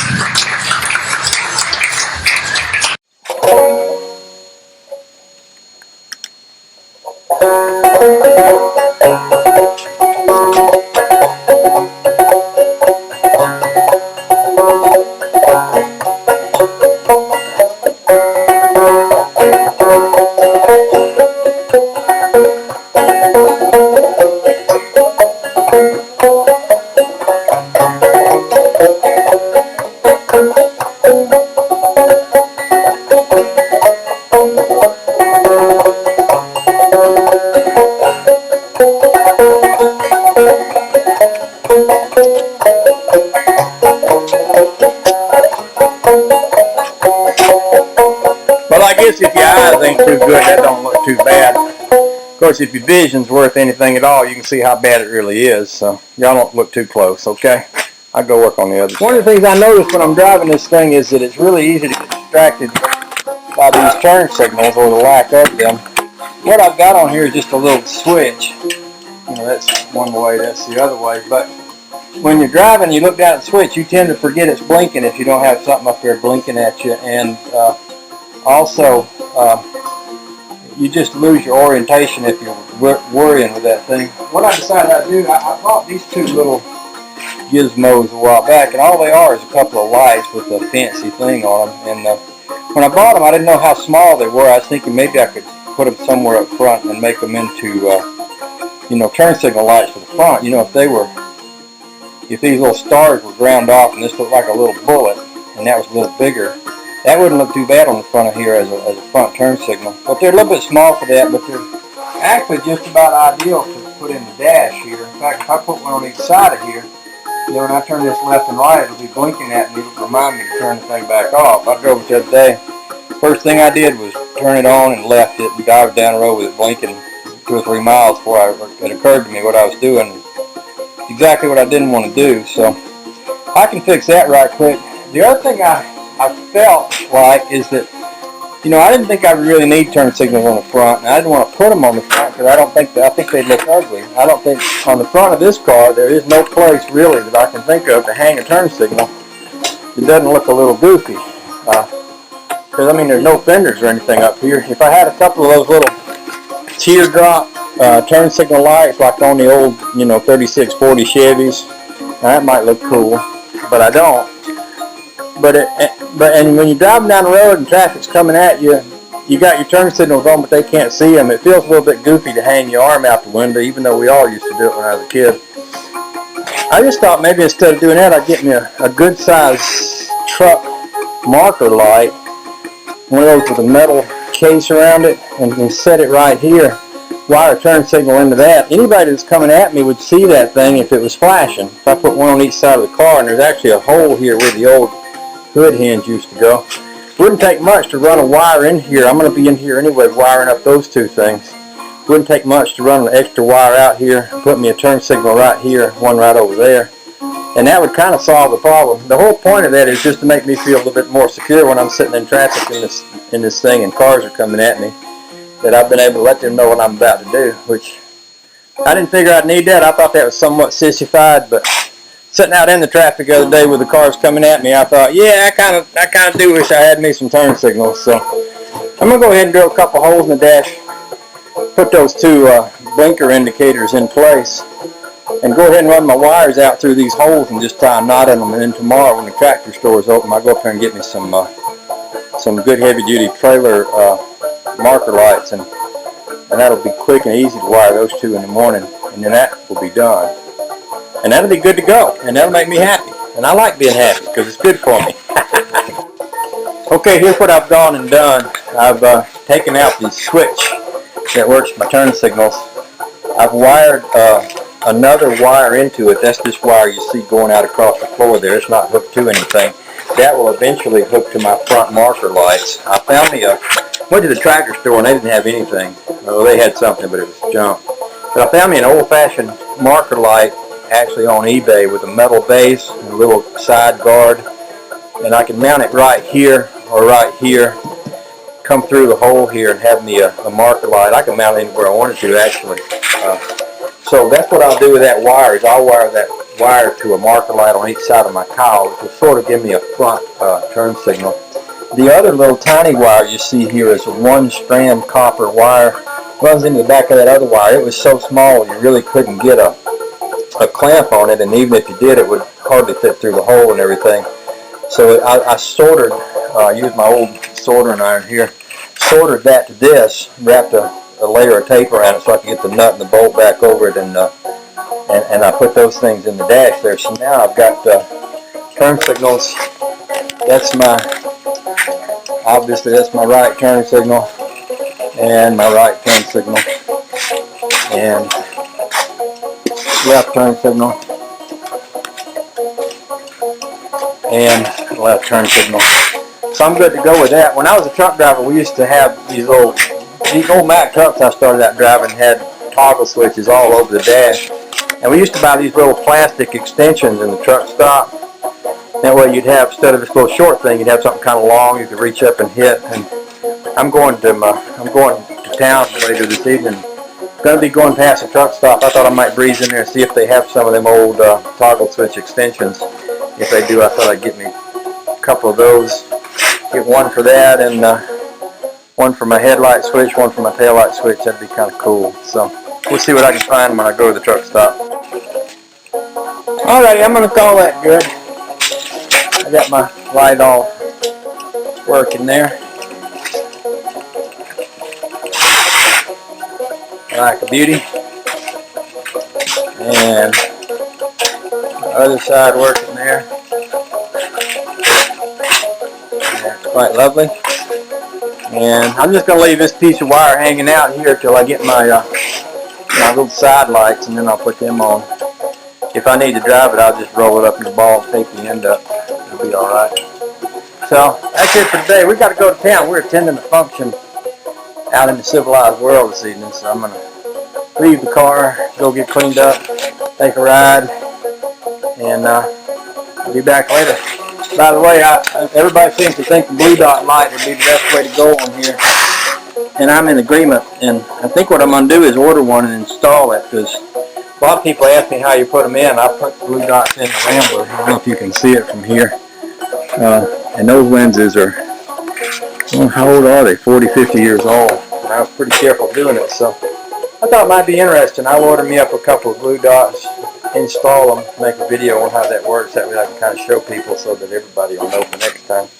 Anyway, that's it for today. Y'all have a nice day. I have already walked around in the shop, bumped into this thing 2 or 3 times coming and going, and I realized that somebody's going to bump into this thing and break it off, sure as the world, at a car show or something. And I was wondering what I could do to sturdy that up, and it occurred to me that I could do a couple of things. I could do one thing that would sturdy it up and make it a lot more interesting looking. I got this old Maxwell House coffee can with real paint on it. I got a couple of Folgers cans back there, but they have paper on them. But this painted can fits right over that. And I could take this can and cut it half in two, probably right below where it says house, and put that light inside of it and attach it right back to this thing. Then if somebody bumps into this, they're not bumping into the plastic glass. Of course, I lose my tag light, so I'll have to cut a little notch in the bottom, but I can do that. And then I can mount this all back with that old Maxwell House can right over that. That'll make it stronger. It'll make it look a little bit more interesting, too. So that's one of the things I'm going to do. Yeah, so that's what I'm going to do. By the way, y'all will notice that I've got Zachary the dog here to look over what I'm doing and make sure that I don't make any mistakes. He's good about that. You know, he's a good watchdog. He watches me while I work on the hot rod. And to be honest with you, I don't think I could do all this stuff right without him.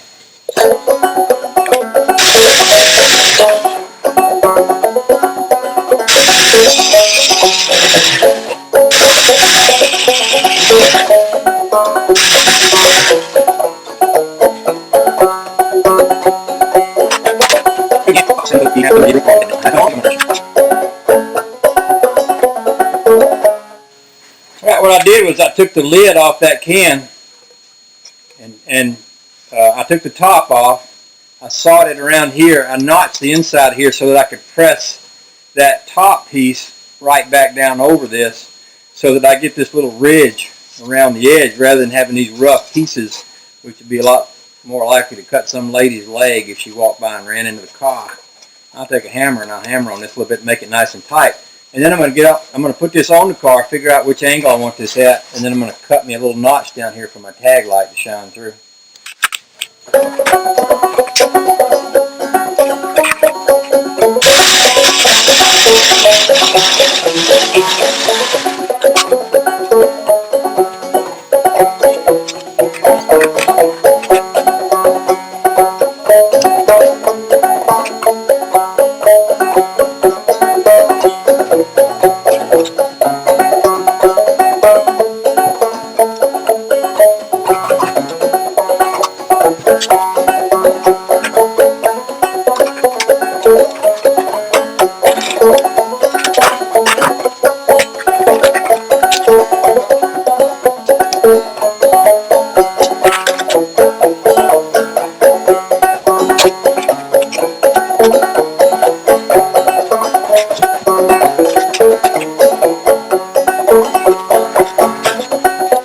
Okay, there it is.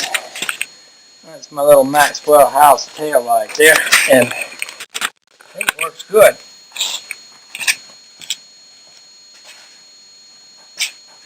That's a running light.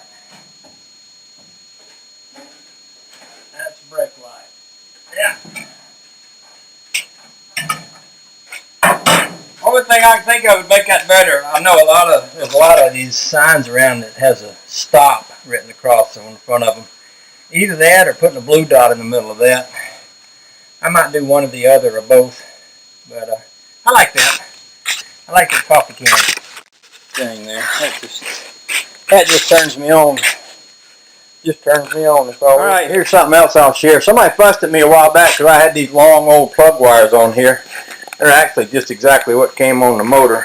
And they said, oh, you ought to get some of them bright yellow Axle wires on here, which I thought was a pretty good idea.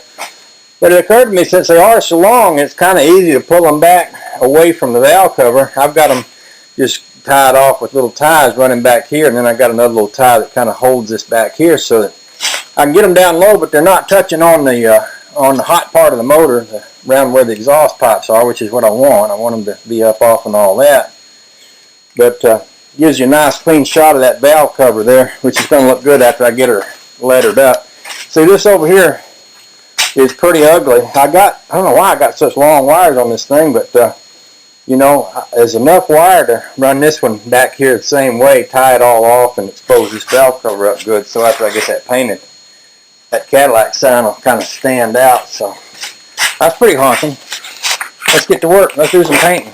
Stop talking and get to work. Those days that I spend at work, just imagine all the fun I'm going to have working on this thing when I get through working. And day was kind of like one of them days. I'll show you a little bit of what I did this morning. I originally made this throttle setup. Here it is right here. It's pretty dang complicated. Got a pedal on one end and a bolt that runs all the way through here and bolts to these wrenches and attaches to the carburetor. Made it out of a piece of threaded rod, and the threaded rod I was thinking would bind up on the hole here, so I stuck a piece of rubber hose over it. The problem is the rubber hose bound up too, and I punched this thing the other night and it stuck on wide open and made my heart flutter 2 or 3 times extra before I could get it cut off and all. So I decided I'd fix that. So I came out here this morning and I was gonna weld a straight piece of metal here, but then I thought, well, I just took my grinder and ground that down a little bit, and it works nice and smooth now. There ain't no way that'll stick. So that's good there. That works fine. So with that little mission accomplished, I went to work on my pedals. I had my pedals set up down in here. Geez, I bet you can't even see them because I ain't got enough light in here. Let me turn on some more lights. You want me to open the door so you can go outside and guard the house? I will if you want me to. Just don't go far. I want to know where you're at, okay? Well, don't look at me like that. It's all right. It's all right if I know where you're at. I just don't want you out chasing cats and upsetting the neighbors and stuff. Okay, so let's talk about the pedal. I originally had that rubber pad off that pedal down there because I felt like it was kind of getting in the way of the gas pedal. So I adjusted the gas pedal down a little lower and put the rubber pad back on there and got over in there and sat and wiggled my feet around, and I think I'm liking that pretty good, so I decided I'd leave that like that and try driving it that way a little bit. The cool thing about this car is now that I got it drivable, is it's just wicked fun, more fun than ever to mess around with this stuff. You know, when it wasn't drivable, it was kind of like a thought, you know, it's a thought. I'm thinking about one of these days I'm going to drive this thing, what it's going to be like, and how this will fit and how that will work. Now that everything's done, I can just jump in it and actually drive it and see what I think and how it feels. And, this gives me a whole new level of excitement here. I'm so excited I'm about to explode. Anyway, I'll set this camera where it'll work good. That looks pretty good right there. What I want to do tonight is I want to letter these valve covers. This is a 53 Cadillac motor. These valve covers have Cadillac written right on them. Of course, you go to the car show, everybody's going to walk up and say, what kind of motor is that? Well, if it says Cadillac on it, it'd be kind of obvious for them. So what I did was I sent off to the factory and I got me a can of this high dollar Cadillac valve cover lettering paint, This stuff is made with extra umps and all kind of oxidational recuperates, which makes it stick on there and go on there better than normal. This stuff's about $150 an ounce, and of course, being the wealthy dude that I am, I bought me up a whole big supply of it here, so I should be able to letter these Cadillac heads for a long time with it. That said, I'm gonna sit y'all right here and get out my highfalutin French paintbrush, and I'm just gonna paint the heck out of them valve cover letters, and we'll see what she looks like in a little bit here.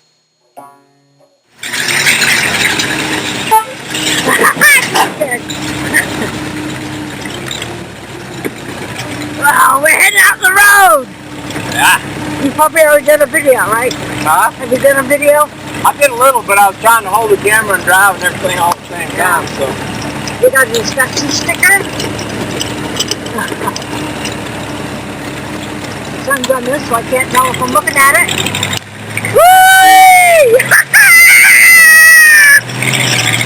Woo! Wow!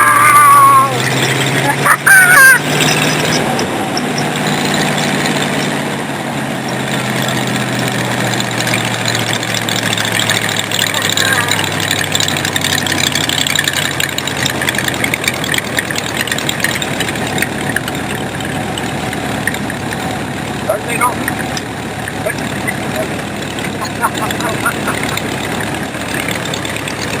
Woo-wee!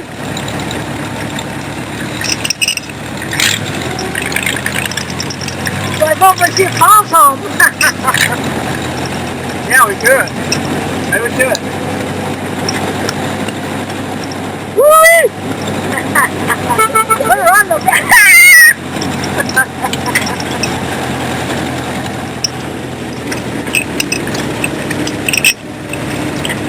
Let's see if Paul is there.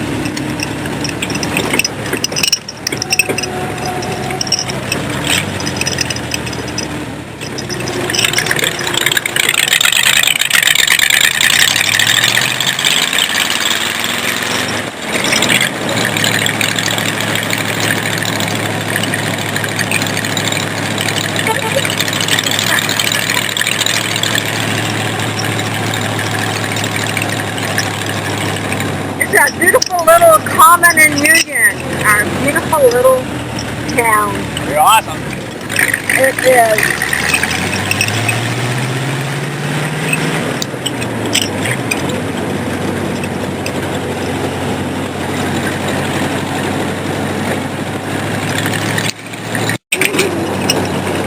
Is he happy? I'm happy. Happy! Happy. Are you sure?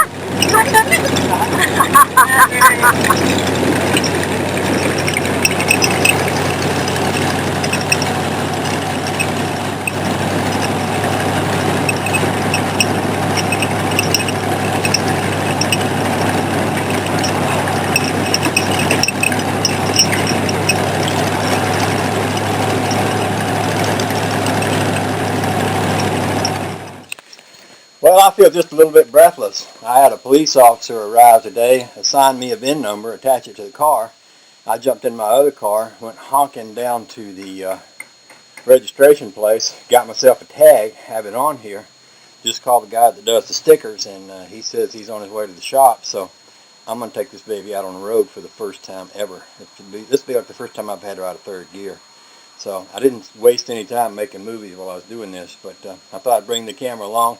And if I can shoot a little bit of the ride, I will. Well, here we are out on the road for the very first time. I think my tires need a little balancing, but I was expecting that. I don't know how fast I'm going, but I don't see anybody coming up behind me much. It's a pretty interesting ride so far.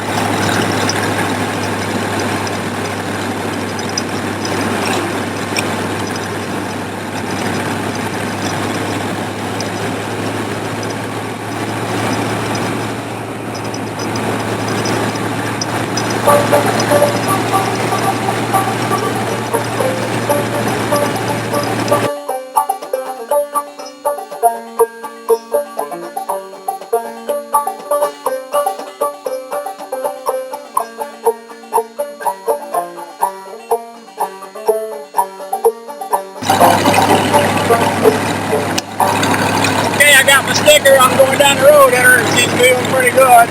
Tires need balancing. I knew that I knew the tires were going to need balancing, but I didn't think about it. I just forgot it. But yeah, I got a bubble balancer at home. I'll get them balanced out. But I'm going down the road good. The speedometer says I'm running about 45 or 50, but I don't know. It feels faster than that. Hard to tell exactly. I'll go see if I can keep up with that dump truck. If I know them dump truck drivers, they're probably running about 95 or 100. So, of course, I don't want to go too fast with it vibrating like this. I need to balance her up first. Woohoo!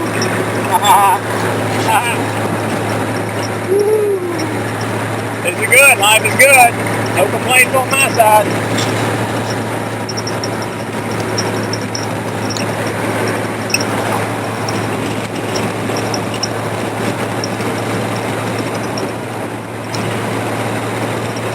I felt the rear end, the rear, around the rear axle hub where the bearings are. They're not hot.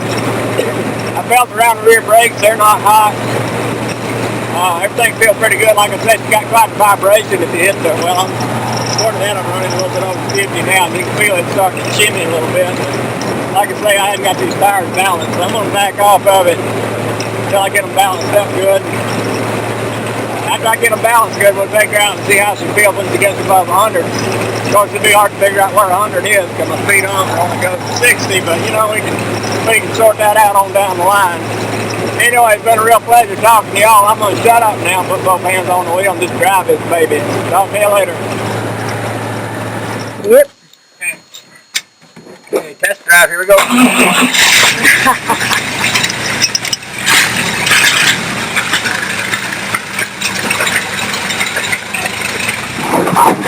Whoops. Wow, this is cool. Beach where you were sitting with no floor, don't you? That's my first ride sitting up here with no floor. Yeah, I remember that.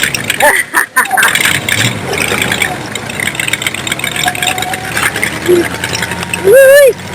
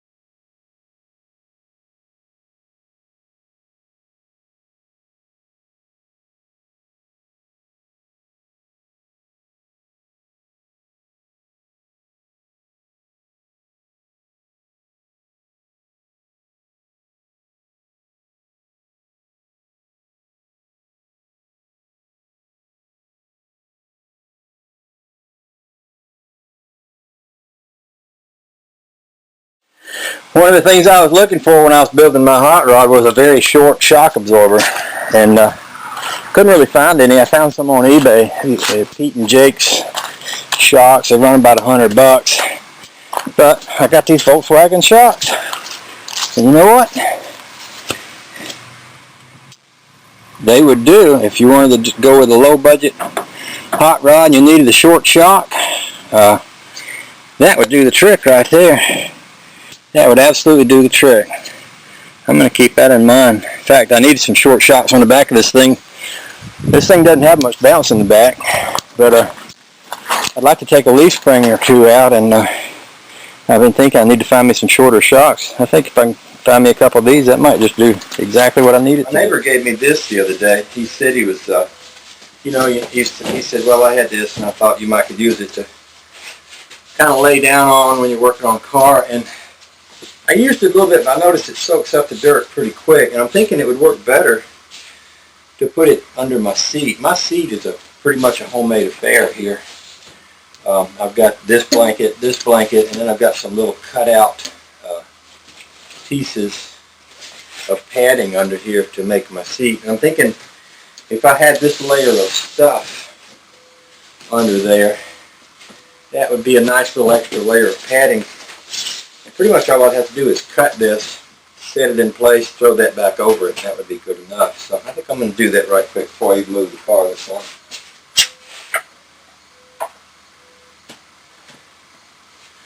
Should have my old big pair of scissors right here, and it should be just as simple as cutting it to about the right size.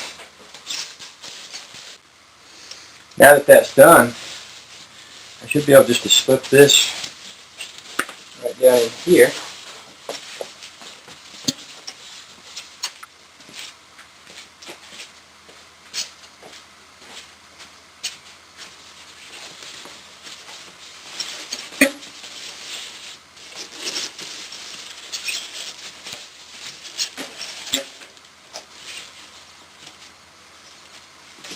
Throw that right over it.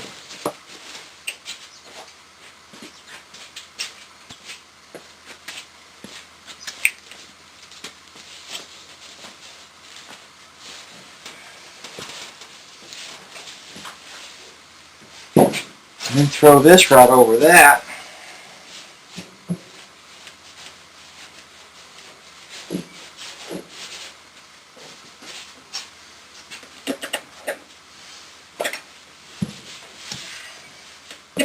Nice thing about it, I can pull this out and wash it whenever I want to, and I might do that pretty soon, but I'm taking this into town tomorrow, so I'm not going to do anything more with it today, but I am going to go ahead and move this, so I'll just climb over in there and see how comfortable that is after the addition of a little extra padding. And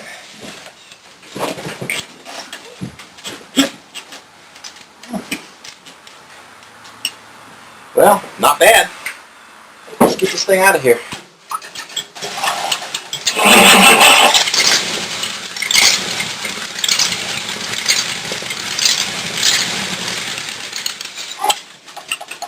Oh.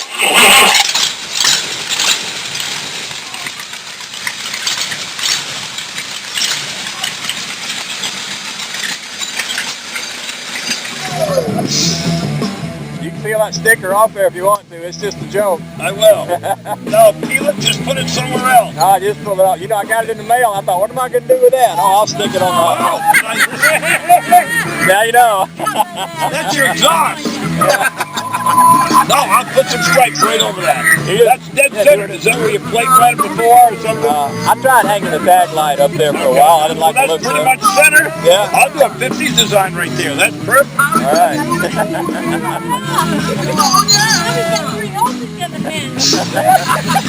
He exposed it, didn't he? The dang thing was perfect. When you hold behind it.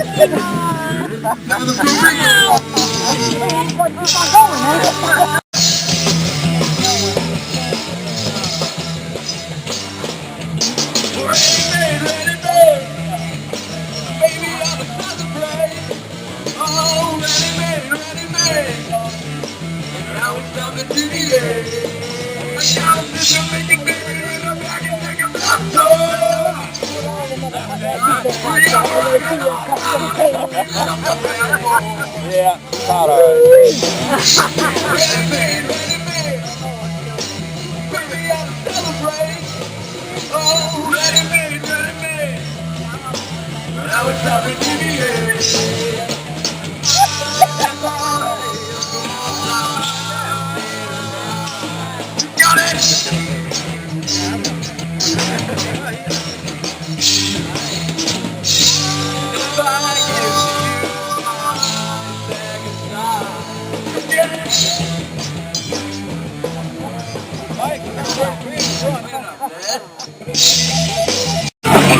It was about the honey's car.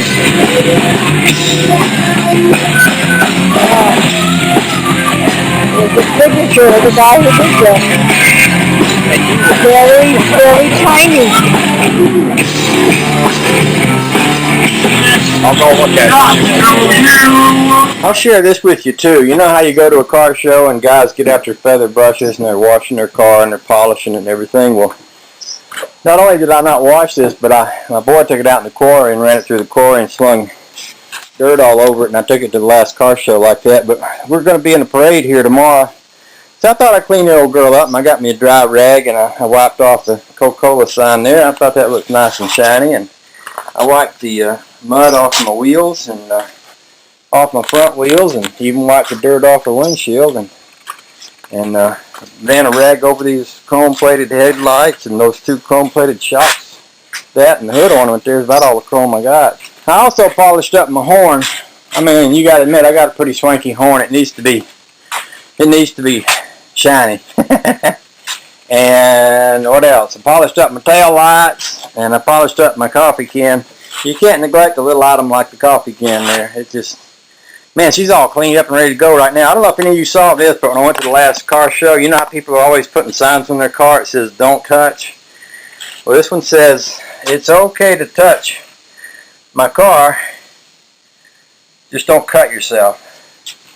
I think that's a pretty clear message. Y'all have a nice. Okay, I'm done with the fan shroud. I was in the process of cutting up some metal to make that bottom piece out of when I saw this laying in the yard there. This is a piece of metal strip that goes along the edge of a roof. I put a new roof on my house a while back, and I thought, well, that has about the right look to it. It's got grooves in it and all that. So I chopped me a piece, slung it inside there, ran it up on both sides and connected it. Everything clears from the fan good. I think that's workable. It's better than having nothing at all there. Anyway, I'm sort of debating on whether to take this thing out. There's a car show not too far from here. Chances of getting rained on are pretty good, but still, I'm tempted. It's hot, and a nice ride with the top down would feel good. So, well, maybe I will take it out. We'll see what happens. Look, I got sun, and I got clouds, and I got a car with no top, and my buddy ain't going. I got a buddy that's got a sedan, fenderless sedan. I thought he was gonna go with me, but he's decided not to. So, you know, I just wanna drive this thing. So I'm gonna drive it over to the car show, see who's there.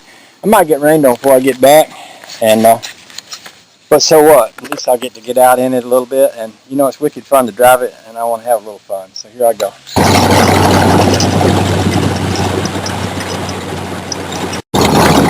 Well, as I drive along here, it looks more and more like rain. The sky's got kind of a black look to it. I knew I was taking a chance coming over here, but dang, it feels good to be out on the road in the old girl. So I might get rained on, but what the heck? I've been wet before, and I suspect a little water ain't gonna hurt this baby too much. Ain't that much farther to where they're having the car show anyway. At least I can drive through the parking lot and look at all the cars, and if I decide it looks too scary, I'll just head on back. Better than not going at all, I guess.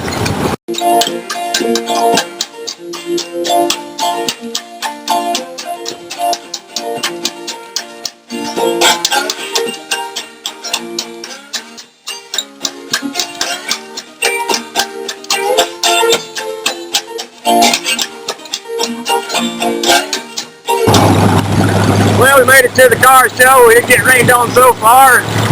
I'm going to go back home. I got work to do at the house, but yeah, it's really good to get out in the old girl today. You know, it just feels so good just to be driving her. kind of a hot day, a little bit sticky, you know, being out here in the breeze just feels real nice. I'm happy. I'm altogether happy.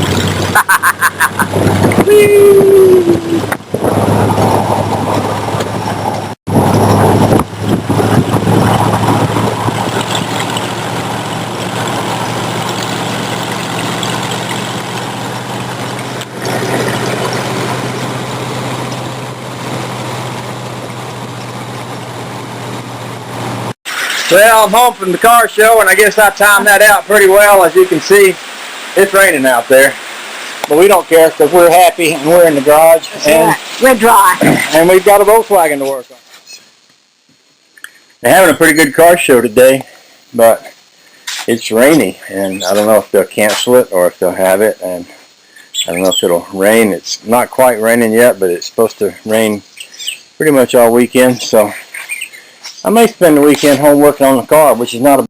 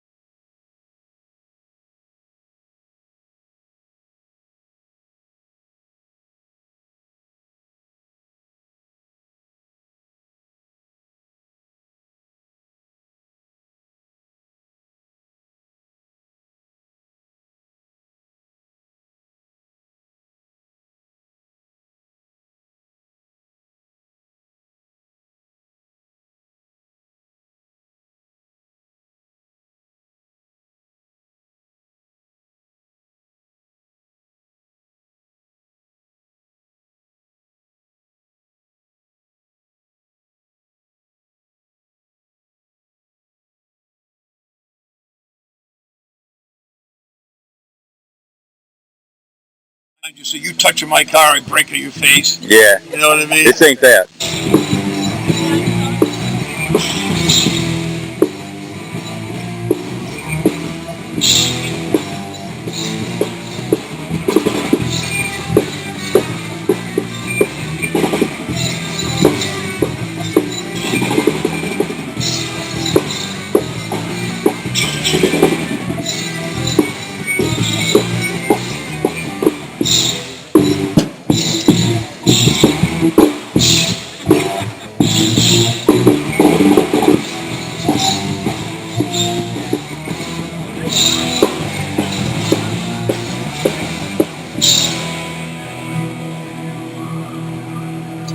Watch me now.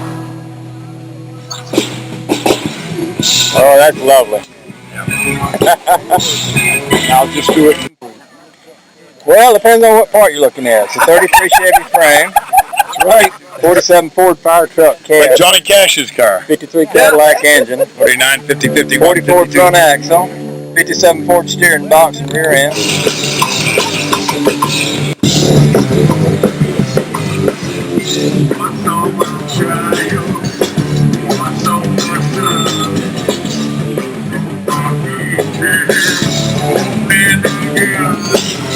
How do you feel about being on YouTube? I don't mind at all.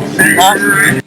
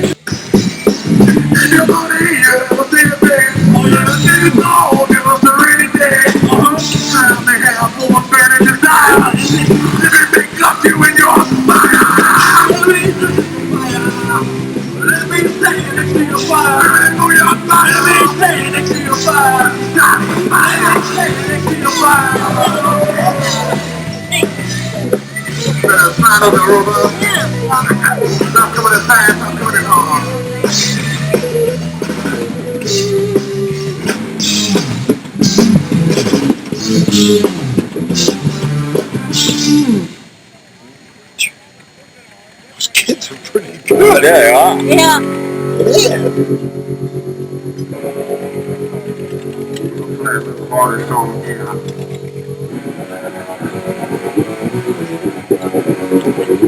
They are just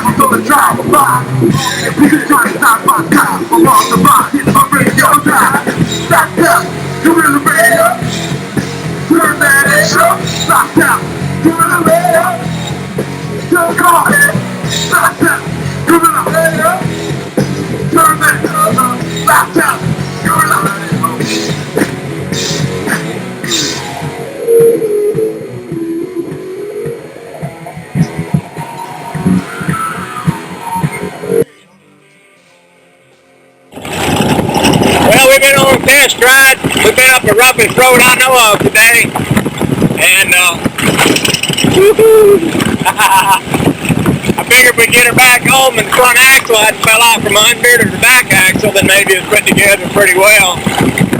A friend of mine wanted to go for a ride in the car, so I took it up to his place, but it's kind of a long ways and had to go up this rough road to do it, so I guess it's as good a way as any to test the old girl out. We got a car show this weekend over in China. We got to drive ways to get there, so after riding on a road like this, I think about anything else we put her through would probably be okay. Got anything you want to add? We're gonna do it again. We don't want to do it again. It's got my bird all wobbly up front.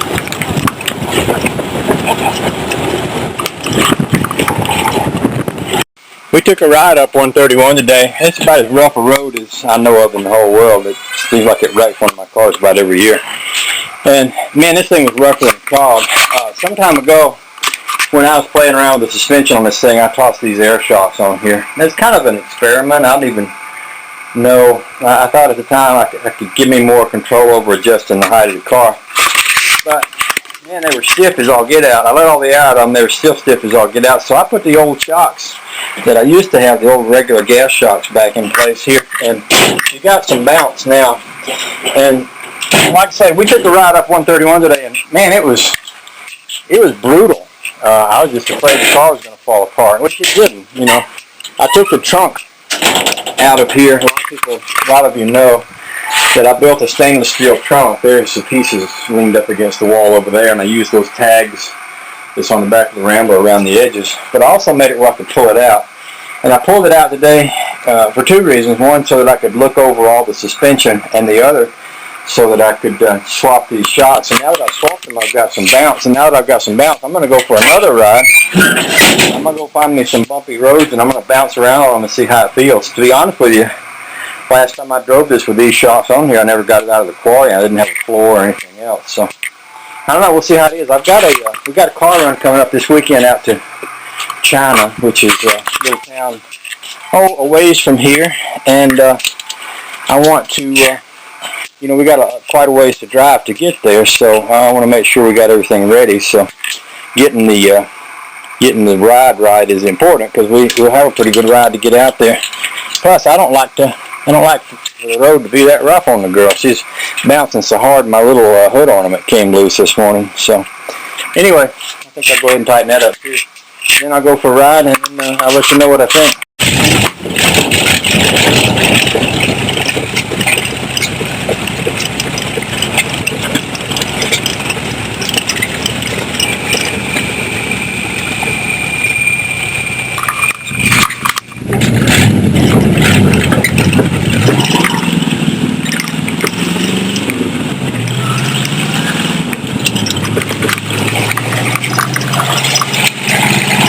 Feels pretty good so far.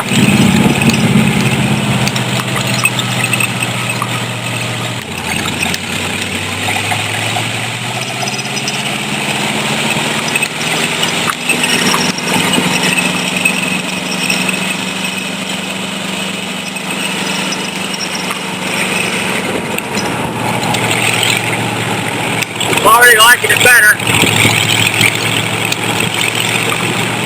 A little bit of bounce in the back end makes a big difference.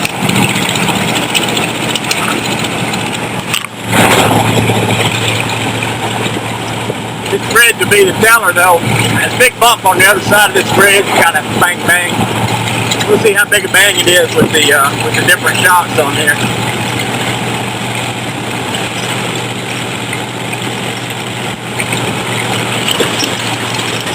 Oh yeah, that was tremendously better than it was before. There's another spot back there. Actually, the rough old road that leads up behind the old graveyard. I'm going to take that road when we come back. This is full of bumps and potholes. But I tremendously already like this better. This is really good, because it's important, if you're driving a car and you don't feel right, the suspension's too stiff. If it ain't right, it ain't right. There just ain't no way around it. So anyway, this is tremendously better. I'll turn around down here just past the old farm and go ahead back.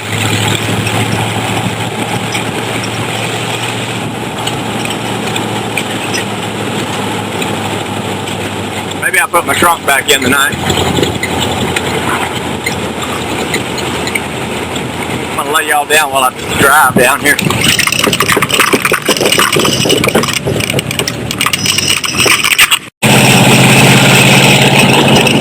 Yeah, that's a lot better. If I go back home, I'll put the trunk back in. I'll tighten up the hood ornaments some more. And I'm going to put the camera down so I can drive with both hands. It's more fun that way. Well, I almost forgot. I did say I was going to take this old rough road up over the graveyard. So I'll do that. I'll give you a good chance to test things out pretty well.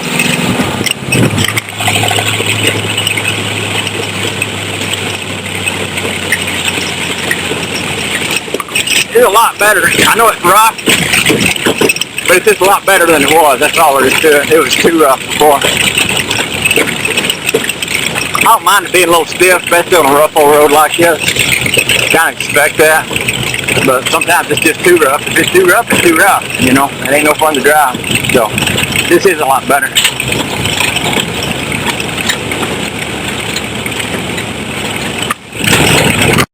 Okay, I'm done for the day, I think. I've got I went ahead and put the stainless steel back in here. I had tag plates along the edge to close up that lip, but you know what? The stuff I'm putting in there right now ain't that small, and nothing's going to fall through, and I don't like the way those plates look all that much necessarily, so I might just leave them out for a moment till I think over what I'd really like to have in there. Same kind of thing back here. Nothing, I put that bag on the back of the car. It's got a big tarp that I could throw over this thing if I got caught out in a rainstorm. And I got that, and maybe a couple of those folding chairs, and none of those things are going to fall out of here. So I think for the moment I'm going to leave it just like this, and that'll be good enough for the car show.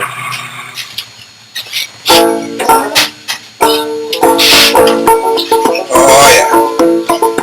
Yeah, I'm completely loving that. And I'll mount this baby up, and that should be just about wonderful.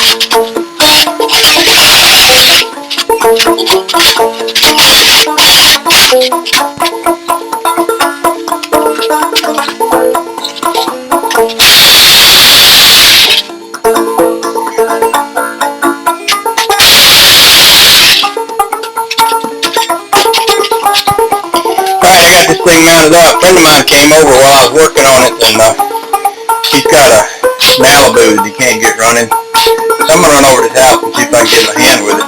But got my hood ornament up on the front of this thing, and I think it's just the exact right touch that I needed for this. So anyway, I love my hood ornament. I am completely convinced that that's the finishing touches this baby needed. It's looking good now, I tell you. Just look at it. Oh, it looks honking. Just honking.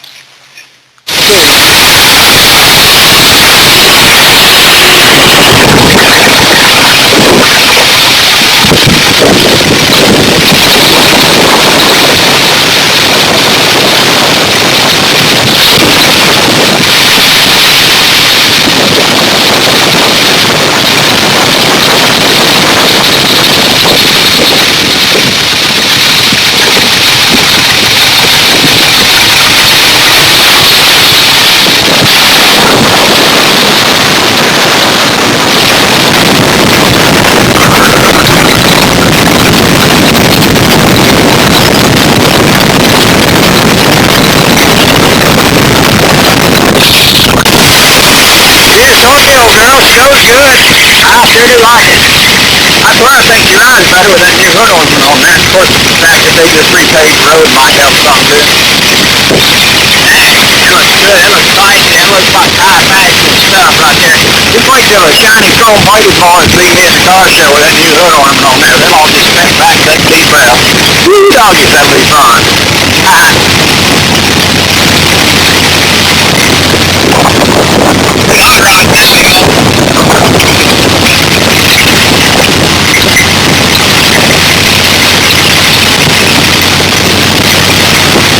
This might be the first time I drove it at night. Well, ain't exactly night, but it's pretty close to it. I've been needing to get out, try her out, see how the headlights all work at night time, so I guess it's a good opportunity to do that.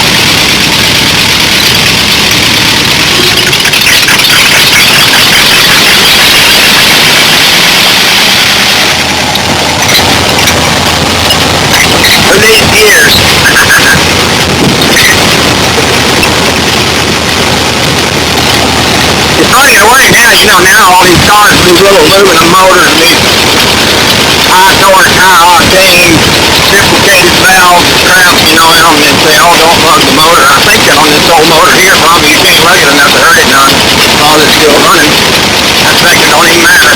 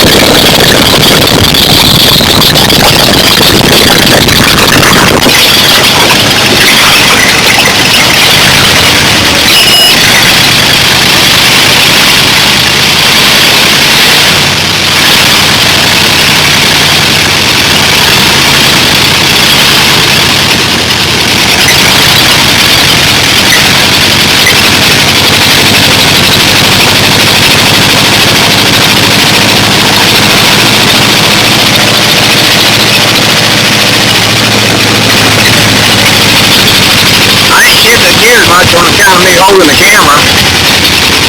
Kind of limits my hand movements here. Probably ought to grab gear before I go up that hill though. I'll see if I can do this.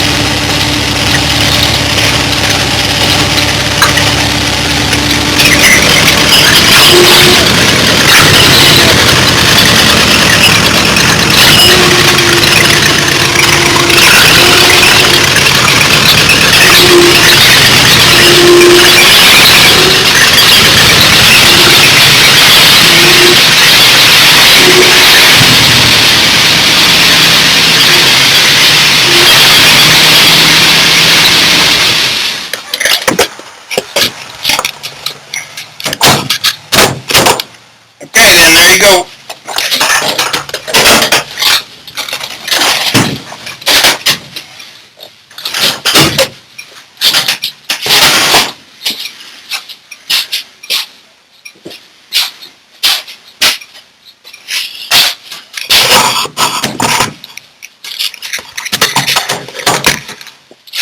Okay, so here's what I got on the list for tomorrow. I'd like to set the valves, adjust the timing, adjust the points and the carburetor on Honey Baby's Volkswagen over there. I told Paul I'd go over and get his son's Malibu running. There was absolutely no fire to the coil. I straight wired it and we had plenty of fire.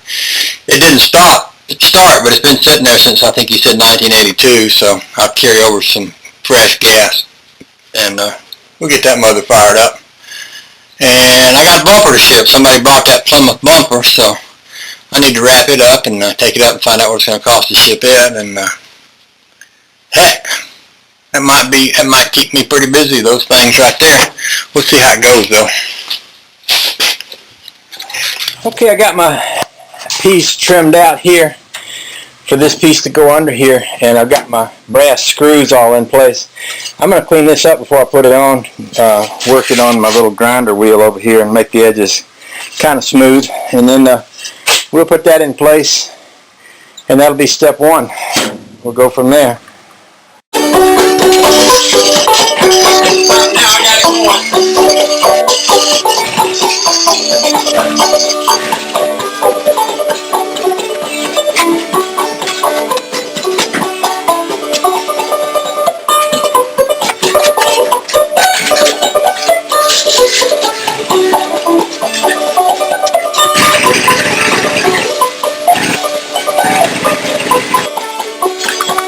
Okay, I made a piece for the other side. This is going to sit up under the lid of the trunk. I used my tap and die set to tap out a hole in the end of it, and this is going to go down through the lid and through the stainless steel part of the trunk liner, so that should be good and sturdy. This will rest right up against the back of the stainless steel part so it won't move. And then I'll hang my bolt in here, which I'll use to attach the little shock thing to. We'll see how that works. Alright, here it is, not completely done, but pretty close. I just went ahead, I wanted to test it, so I went ahead and stuck this end onto here and that end on up there. And I'll open it and close it a couple of times so you can see how it's working. Basically,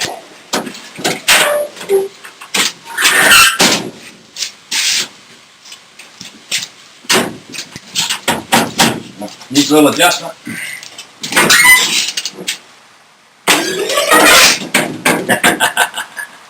Oh, it just pleases me real good. Woohoo! I went ahead and changed these tack screws into brass bolts all over, and these, I like the look of that a lot better too. I'm just altogether happy with that. That was a good day's work. I've been thinking about that for about 3 weeks, so I'm really happy to have that done. Boy, would you look at that hunk of junk back there. Can you believe some people would just drive anything? I bet I could blow the wheels off that thing in a heartbeat. I know I could.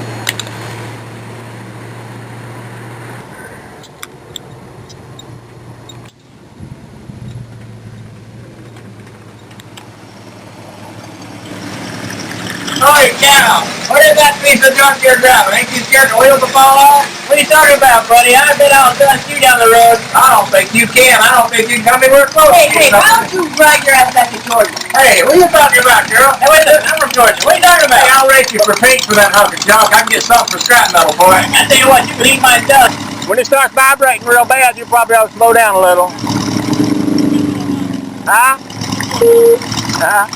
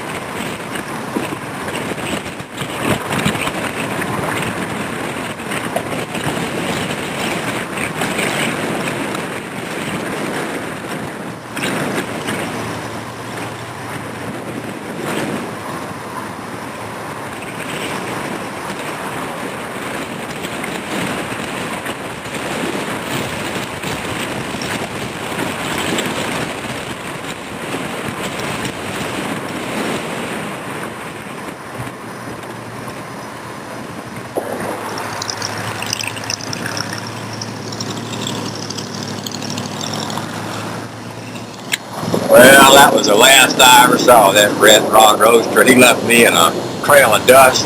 I never seen him again. He was fast. I'll say that for him. He was fast.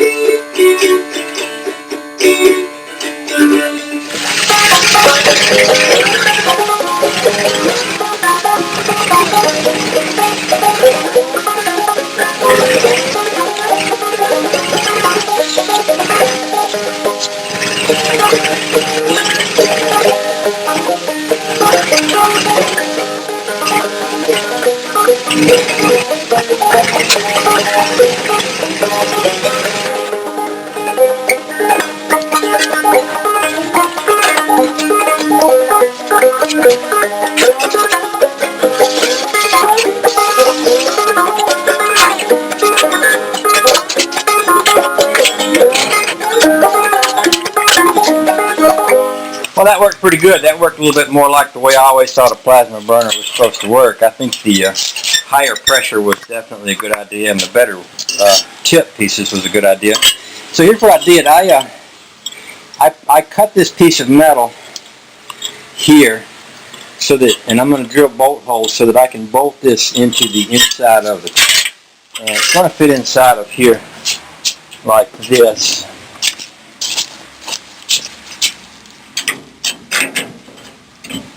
Like that, about like that, and so that this part, when it closes, will be hanging down inside of here, and that's where I'll attach my rod to. Of course, I'm going to clean this all up better later, but I'm going to go ahead and drill my holes for now, kind of see how it fits. I probably got to do a little bit of trimming on that trunk lid, and then once I've decided I got it all cut out and shaped right, then I'll take a grinder and pretty it up.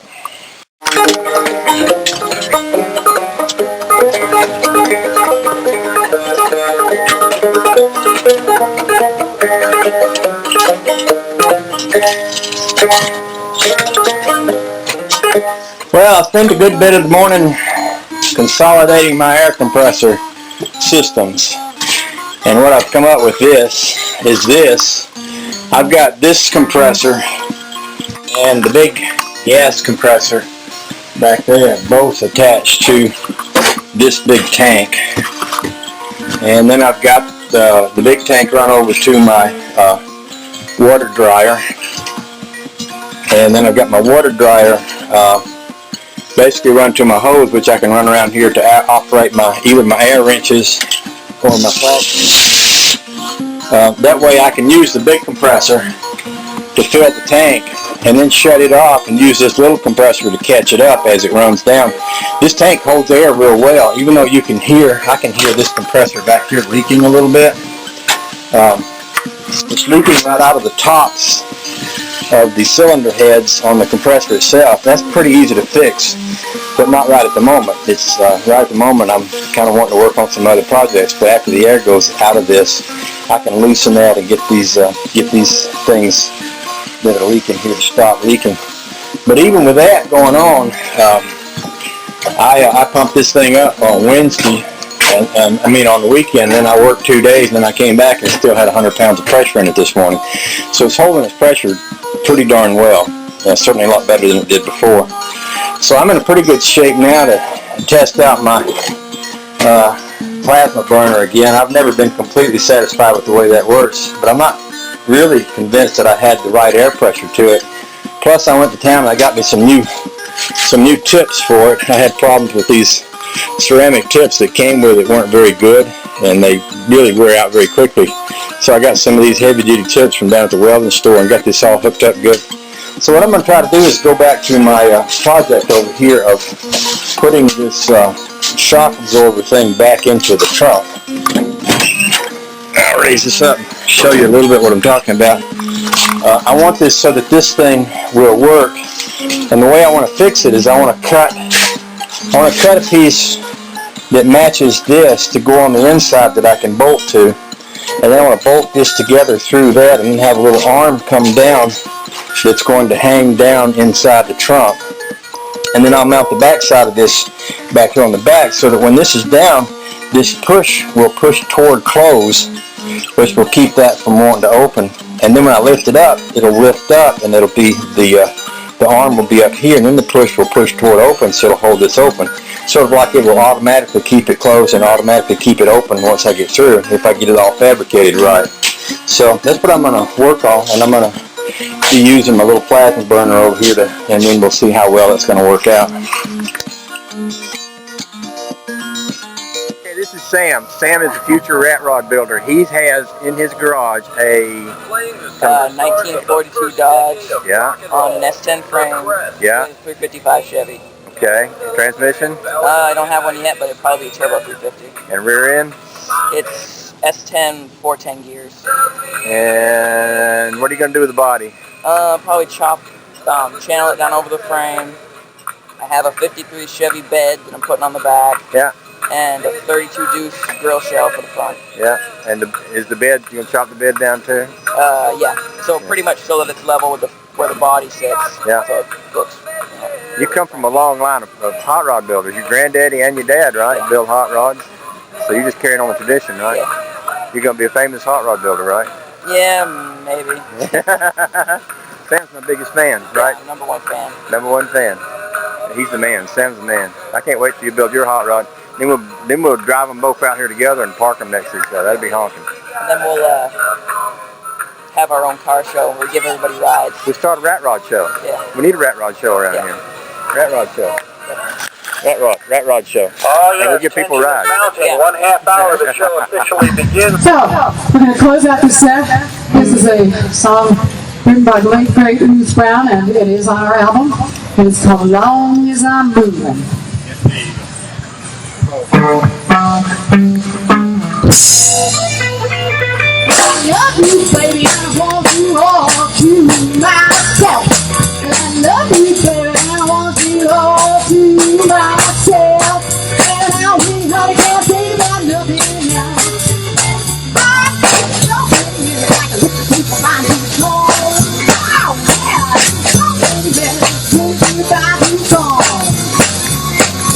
Oh, yeah, oh, baby, look you by you gone. Okay, buddy.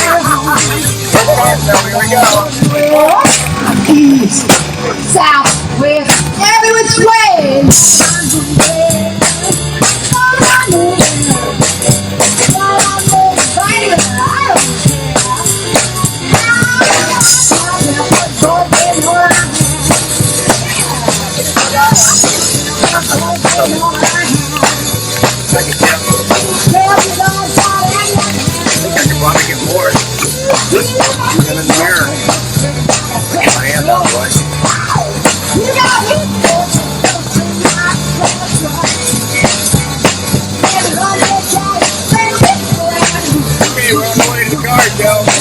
John back there in the Roadster. There's a Chris over there passing the this beautiful day. Oh, Lordy, Lordy, how much fun got first talk to that.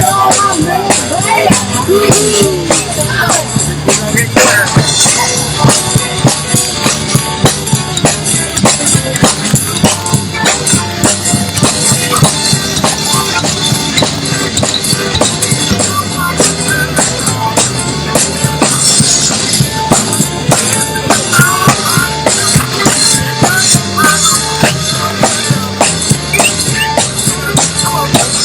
There you go.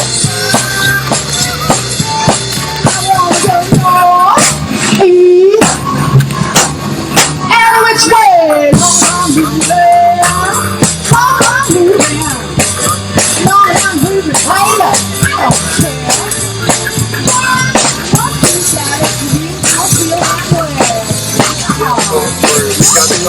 We've got a couple of wide ones.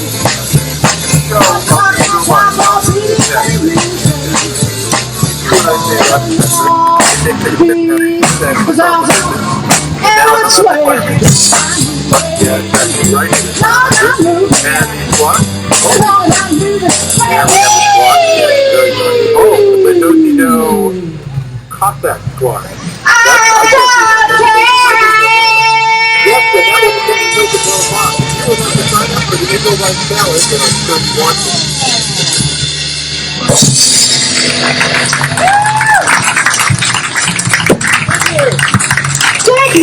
Thank you so much. We appreciate that.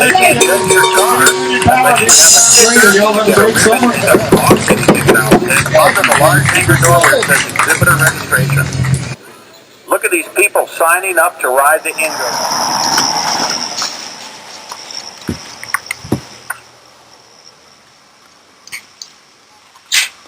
Okay, this is so cool. You're going to like this.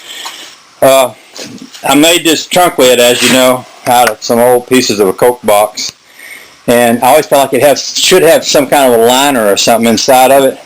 At least maybe something enough to give it enough weight to kind of, so it wouldn't flap around quite so much when I went down the road.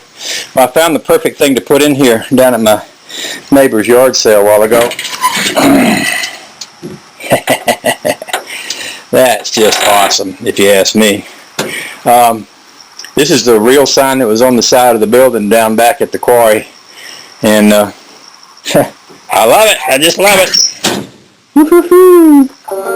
There's a guy on YouTube who put a picture of his truck. Actually showing a picture of his truck in the woods as he first saw it. And I thought it would make sense to get some pictures of the hot rod just as she sits, so that as I finish her, you know, I kind of have a point of record. You know, a piece of rusty American iron was on YouTube. I thought, oh, maybe it'd be nice to put it on YouTube and let some other people see what some of us are trying to make into something. I love this thing.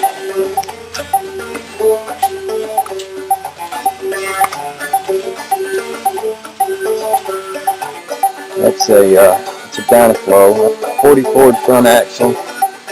This body is a 47 Ford fire truck that was chopped and channeled down over the frame, had the roof sawn off it. That engine was built the year I was born, 1953, Cadillac. I'm going to run it. I'm going to make that engine go. It was running when it came out of the car. Well, like I said, I love my hot rod today. I do have some disc brakes for the front. I've also got some wire wheels for it. I've got a guy out in California who's supposed to be making up some tube headers that just kind of come out and turn back. I'm going to pull this thing out of here old style. That's the deal. So there, you have it. That's my hot rod. Yeah, I said this a long time ago, but that is what love looks like right there.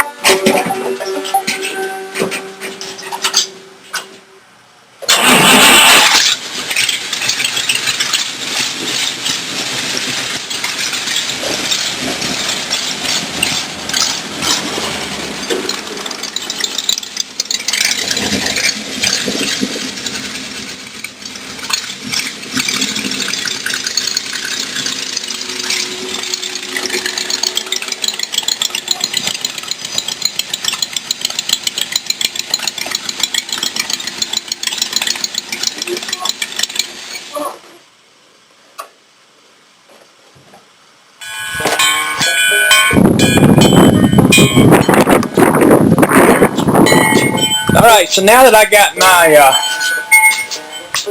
my trunk liner, my high voltage trunk liner all set up, you know, when I open that trunk, it just sort of flops open. And I was thinking, wouldn't it be cool if I had some kind of a system? Well, I was down at my buddy's yard sale, and he's got these little trunk doohickeys, these little things that push the trunk up. And I was thinking, if I mounted this like this, and then when I closed it, it would be down here like this, and it would be compressed. It wouldn't tend to push the trunk open necessarily, because it would be pushing the trunk toward the direction that it's sitting at closed. And then when I opened it up, it would kind of come up here and hold it up open like that. I think that might be a pretty good setup. In order to make it work, all I need to do is mount the two ends in the right places there. But I'm kind of thinking I could do that, and that could be really cool. That's what I'm thinking. So, since I'm thinking that, I guess I'm going to look for a way to mount that up and see if it works. I don't know if it works or not. I never used none of that fancy kind of stuff before, but heck, that's how you learn, right? These little things came to mind while I was thinking about that. These are hinges for a like a basement vent window, so you can swing it in and out. And I was thinking, it looks like this would fit onto that. This thing's got some little nylon bushings in the package there. It looks like you could get that to fit on the side of that. You probably need a little clamp, and I'm thinking, I know they make a little clamp to slide down over something like that, to sort of clamp something like that in place, but that might be something along the lines of what I need to do to make this be mountable. In fact, I probably got a couple of these things, and if need be, I could drill this out and put a bolt there. So anyway, it looks like a good place to start. That's usually how I do things. You know, I look at something and I try to imagine what else I got laying around that would work with that to make that do what I want it to do. And then I figure out how to piece it all together. So that's my engineering method, I guess. Let's see what we got here. That, put on that. And a lot of little washers and gizmos in this package here. So this would go through that. Like that. And that, like that. Something like that. Well, I went to the store and I got me some brass bolts for my hinges. I originally shot Tech screws into these hinges, and that was good enough for a while, but I wanted to screw it on a little better, and I sort of had a hankering for some brass screws. By putting that one in there, I'm going to be able to put this little gizmo in place and hang my little trunk lid, I think, from here to there.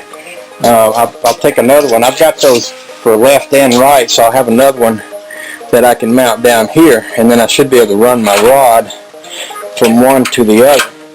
We're going to see how that works.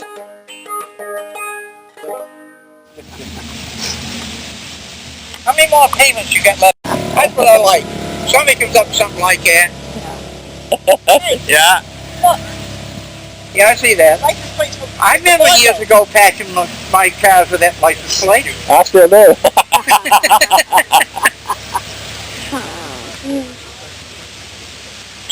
Now that's what I'd like to see, something like that. And I see how certain fellas been pinstriped it. Yeah, there's a guy named Andy. Goes down to the car. You know Andy? Oh, yeah. He showed up one day and I said, hey, I want some stripes. I said, will you stripe rust? And he said, yeah, sure. You wanted some on the radiator, right? On the radiator. Well, I wanted some on the radiator. Kept on going. Yeah, he just... See what it says on the back, right behind where he sits? That's cute. You know, that felt like something I tried.